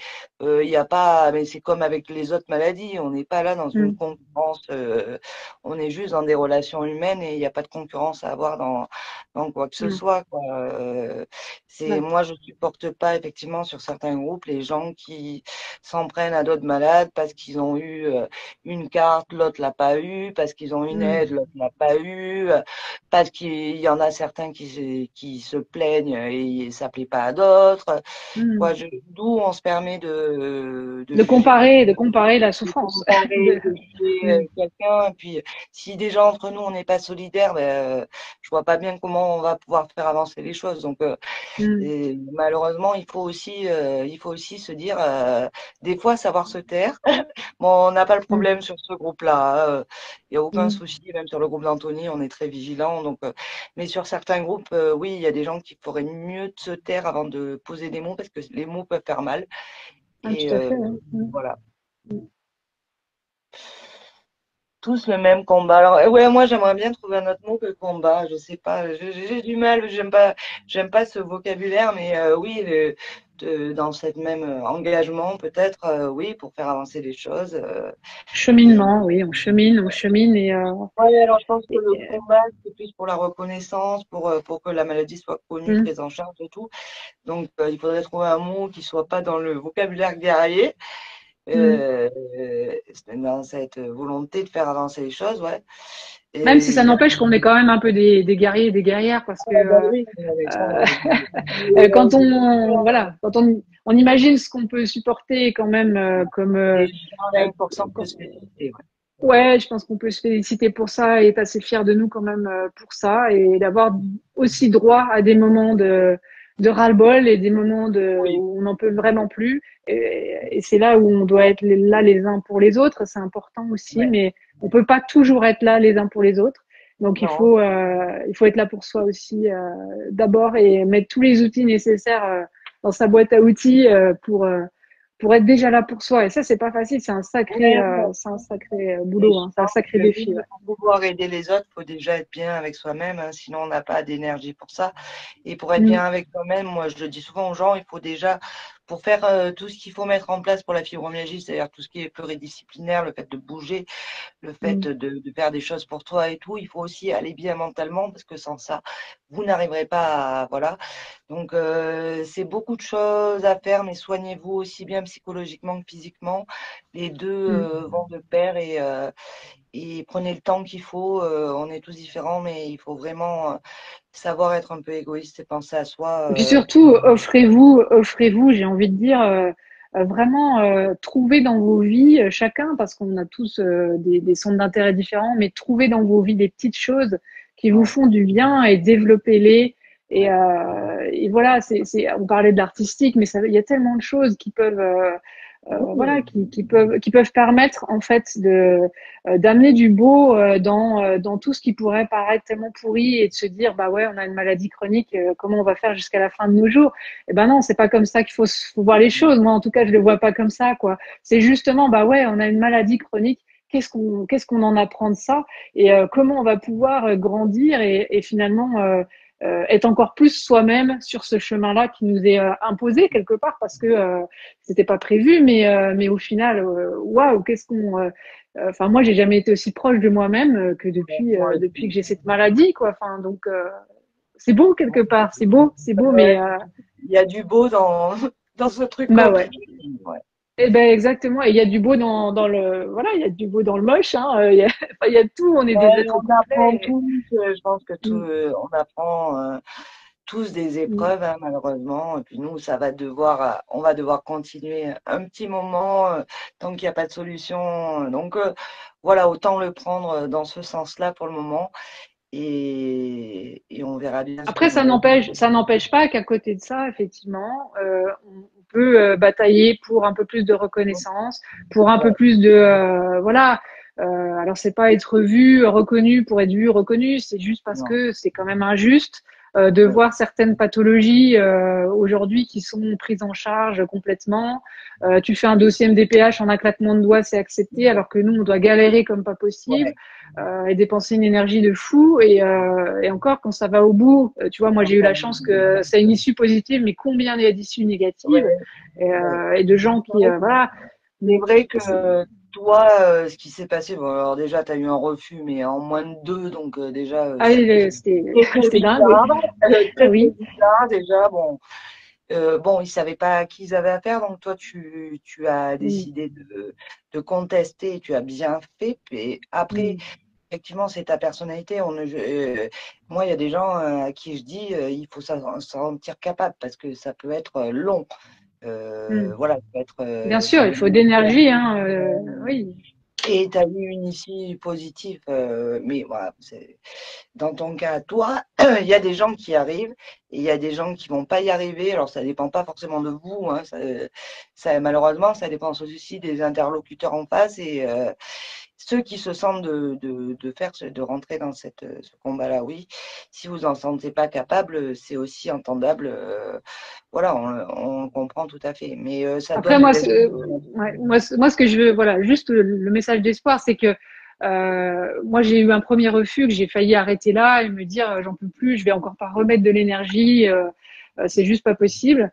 Du coup, j'ai en un week-end, j'ai rechangé mon voilà, je me suis dit allez, tu vas aller au bout quand même parce que tu vas le faire pour toi et puis tu vas le faire aussi pour tous les autres autour qui auront eux peut-être pas l'énergie, mais il y a un moment donné, il faut quand même que ça avance.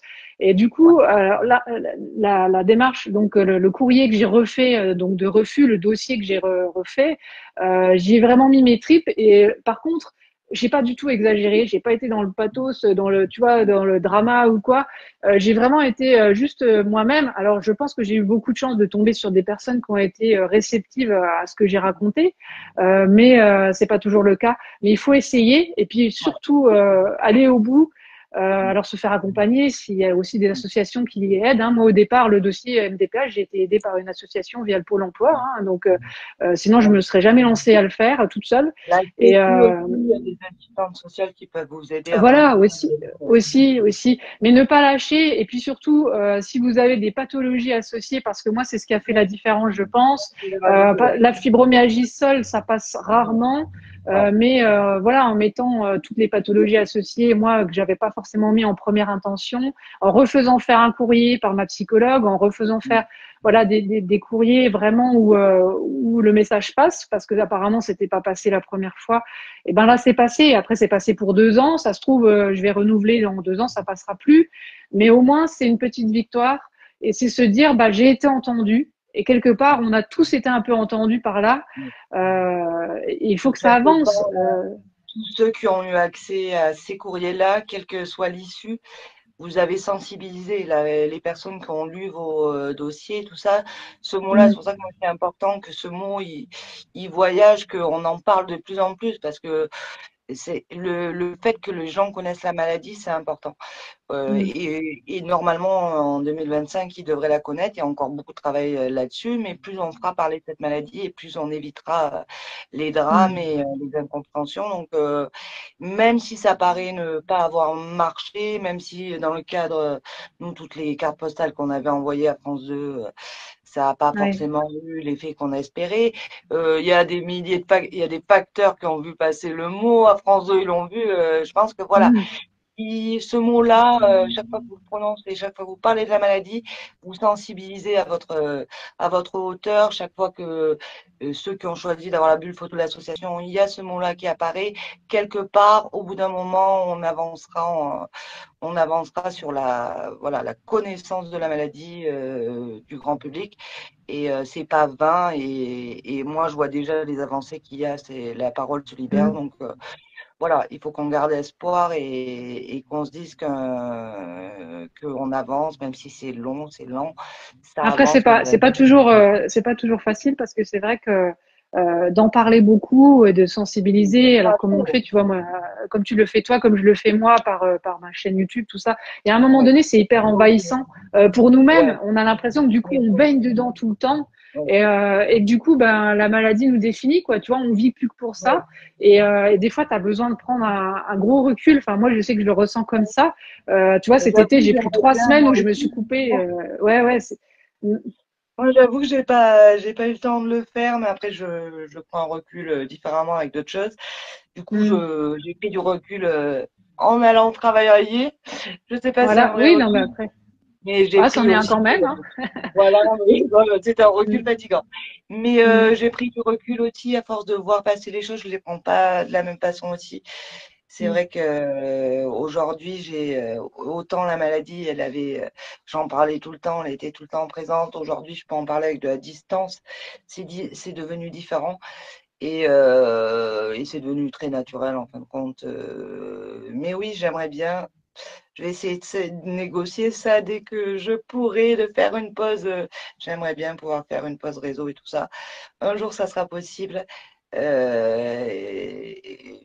Et voilà. Mais voilà, c'est pour ça que quand vous invite à venir de temps en temps voir nos vidéos, que ce soit les tiennes ou les nôtres, mais vous n'êtes pas obligé de tout le temps, parce que ça peut être un peu anxiogène, quoi, anxiogène, je sais pas, mais voilà, il n'y a pas que la fibromyalgie dans la vie, bien heureusement, quoi. Non, mais après faut connaître vraiment sa limite et c'est hyper important et vital je dirais aujourd'hui et encore plus quand on est malade de connaître sa limite même par rapport à tout ça et de jamais s'oublier et de jamais s'oublier soi en fait dans tout ce qu'on fait même si on est engagé même si on est dans le monde associatif même sur un groupe sur une chaîne YouTube c'est la priorité finalement ça reste toujours soi-même en fait. Et ça, Oui. c'est pas du tout égoïste. C'est juste Ah, c'est juste que ça me paraît tellement logique. Je veux dire, tant que nous, si on va pas bien, on pourra plus mettre en place des choses, on pourra plus sensibiliser, on pourra plus faire. Donc voilà, faut juste. Alors, je te propose, Lulu, si tu veux, si tu veux faire une pause réseau à un moment donné, je peux partager quelque chose, des choses sur ton groupe pendant que tu fais une pause et que oui, tu bah, prends du je verrai, recul. Il y a pas de le jour où problème. je vais mettre en place une pause réseau, je verrai avec toi qui es modératrice, avec Anthony pour prendre un peu le relais. C'est Bon, important. ça va pas être pour tout de suite parce que là, j'attaque un nouveau travail. Donc, tant qu'à faire une pause réseau et faire une pause vacances au passage, ça serait mieux. Tu vois, Mm. vraiment pour vraiment décompresser. Mais voilà. Et très important, moi, je me suis rendu compte. Donc, moi, j'ai fait une pause de 3 ans où j'ai pas pu travailler, où j'ai reconstruit des choses et je me suis ralentie. Et j'ai vraiment apprécié ce moment-là.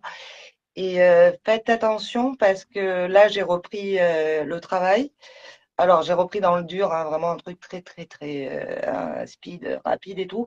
Et je me suis rendu compte, en fait, que je commençais à reprendre les mêmes réflexes. Ah oui, oui. Bah, Voilà, le le corps, corps. il va Alors retourner dans ce déjà, qu'il connaît, en fait. ouais, alors déjà, bon, j'avais pas le choix parce que là, c'était intensif, fallait aller vite.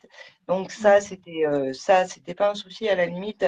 Au bout d'un mois, j'ai dit, je pourrais pas. J'ai eu la force de dire.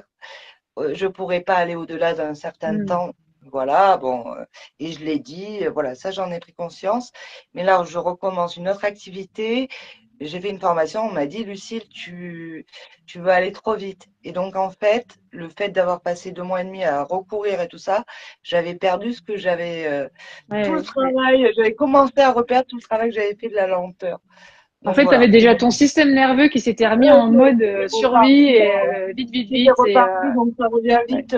ouais, Donc ouais, voilà, retrouver, ouais, ouais, retrouver ça, donc même quand on a pris le temps de, voilà, ne pas se ouais, reperdre. et tu sais, je rebondis sur ce que tu dis et c'est vachement important par rapport au monde professionnel parce qu'on est tous touchés par ça. Soit on est en arrêt, soit on travaille plus parce que c'est plus possible, ou alors on va reprendre parce que financièrement on n'a pas le choix. Enfin, tu vois, il y a plein de scénarios possibles. Et moi, je me dis là aujourd'hui, voilà, ça fait 1 an et demi que je travaille pas. Mon chômage s'arrête bientôt, forcément. Et à un moment donné, il faut mettre du beurre dans les épinards, comme Oui, on bah, dit. Et bon, moi, je suis en train d'essayer de créer ma micro-entreprise pour un petit peu vendre mes créations artistiques, mais tu vois bien, c'est pas de ça qu'on vit non plus. Mais je me dis, si demain je devais retravailler, ça m'a fait penser quand tu m'as dit que tu avais rebossé à fond là pendant 2 mois. ah oui, Je me dis, mais je suis sûre que moi aussi, si je rebossais demain, je ne saurais pas faire autrement que de repartir à 200% en fait, oui, parce que bah, je crois qu'on s'est et très vite on ouais, repère le fil du peu qu'on a oui. appris C'est pour et il faut ça faire qu'il faut vachement gaffe savoir. quoi. C'est pour ça qu'il faut savoir. Bah alors toi, tu le savais déjà, je pense, parce que toi, tu as fait plein de choses dans ta vie professionnelle. A priori, tu as changé. Mm. Moi, j'avais jamais changé, hein, j'avais tellement peur. Mm. Donc, j'avais pas ça.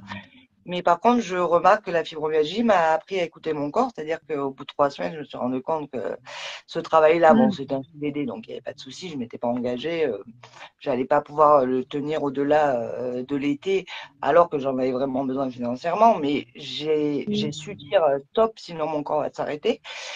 Et là, je travaille, j'ai décidé d'essayer une nouvelle chose. Donc là, c'est plus un travail de bureau, ce que j'ai jamais fait. Donc voilà, petit à petit, je me dis, et pour le coup, pour rassurer certaines personnes, j'ai pas eu de difficulté à trouver des travails malgré les arrêts que j'ai eus. Mm. Et même, j'ai dû refuser des postes. Et je me dis aujourd'hui, voilà, j'essaye, je prends le temps d'essayer, je fais. Puis, si ça va pas, je passerai à Mm. autre chose. Voilà, je me mets Voilà. plus. Donc là, tu as déjà quand même un nouveau schéma qui s'est créé Ouais, en toi et qui fait voilà. qu'il y a quand même une limite. Ouais, Voilà, c'est bien. je saurais Ouais. dire stop au moment où il le Mm. faut et à Mm. privilégier ma santé avant le reste. Et donc voilà, donc on apprend quand même, même si donc le monde du travail, voilà, il faut faire attention, mais vous avez, Mm. voilà, moi je m'inquiète pas pour la plupart des gens qui voudront retravailler. Vous avez tellement de qualités, de capacités en vous incroyables qu'elles vont être utiles dans le monde du travail d'une façon ou d'une autre, hein. Mais vraiment, Mm. votre force, votre résilience, votre courage, votre capacité d'écoute, tout ça, ça se perd pas et c'est utilisable dans plein de boulot, hein. Mm. Mm. Voilà. Ouais, non, tout à fait. Ouais. C'était le petit message positif pour ceux qui se demandent s'ils pourront peut-être un jour retravailler, s'ils en ont l'envie, s'ils en sont en capacité, bien sûr, c'est fonction de votre état, mais pour ceux pour qui c'est très important, voilà, Mm. c'est, Ok. il reste de l'espoir. Bon, en fait, ça fait, je sais même pas combien de temps ça fait qu'on parle. Ça passe toujours très très vite. Attends, Moi, je sais pas, mais j'ai mes yeux qui arrivent plus à trop rester ouverts, donc ça doit faire un ouais, bon on va moment, pas quoi, tu tarder à vois. se quitter. On va pas tarder à se quitter. Alors moi, je vis sans montre depuis. Ça, c'est aussi un kiff, hein. Je vis J'ai pas, sans moi non montre. plus, j'aime pas, j'ai horreur des montres aussi, donc je peux pas Ouais, te dire l'heure. ah bah, ça fait presque 2 heures qu'on parle. Donc oui, Ah on oui, va carrément. on va peut-être Ok. arrêter, on va aller manger, on va remercier tous les gens qui ont écouté le live, tous ceux qui vont l'écouter par la suite. Profitez de ce week-end pour vous relaxer, pour vous faire du bien. Voilà. Alors, et puis n'oubliez pas de, surtout le plus important, de vous aimer. Et puis voilà, de penser à vous, de vous écouter. Et puis en tout cas, merci Lulu de ce moment, tu vois, où le temps s'arrête. Une parenthèse Ouais, enchantée, c'est cool. J'aimerais bien un jour vous inviter dans ma forêt avant de partir des Vosges, peut-être faire un petit live en forêt, pourquoi pas. ouais. On verra bien pour parler des bienfaits de la nature et tout ça, Ouais, pourquoi il pas. faudra peut-être le faire avec Céline qui adore la forêt aussi. Je crois qu'elle elle voulait Ouais, faire bah la même pourquoi chose. pas. Ouais, faudrait que je vois avec elle. Elle m'en avait parlé effectivement. Eh ben, merci à tous. Moi, j'ai pas tout lu ce qui défilait. Il y a eu beaucoup de Ouais, choses moi et non plus, franchement, ça va trop vite. on ira regarder avec Voilà, des gros bisous à tous et puis un bon week-end et puis un bon appétit et puis une grosse sieste ensuite parce que là, dodo. Eh ben, merci à toi et merci à tous et prenez soin de vous et bon week-end. Ciao. Merci.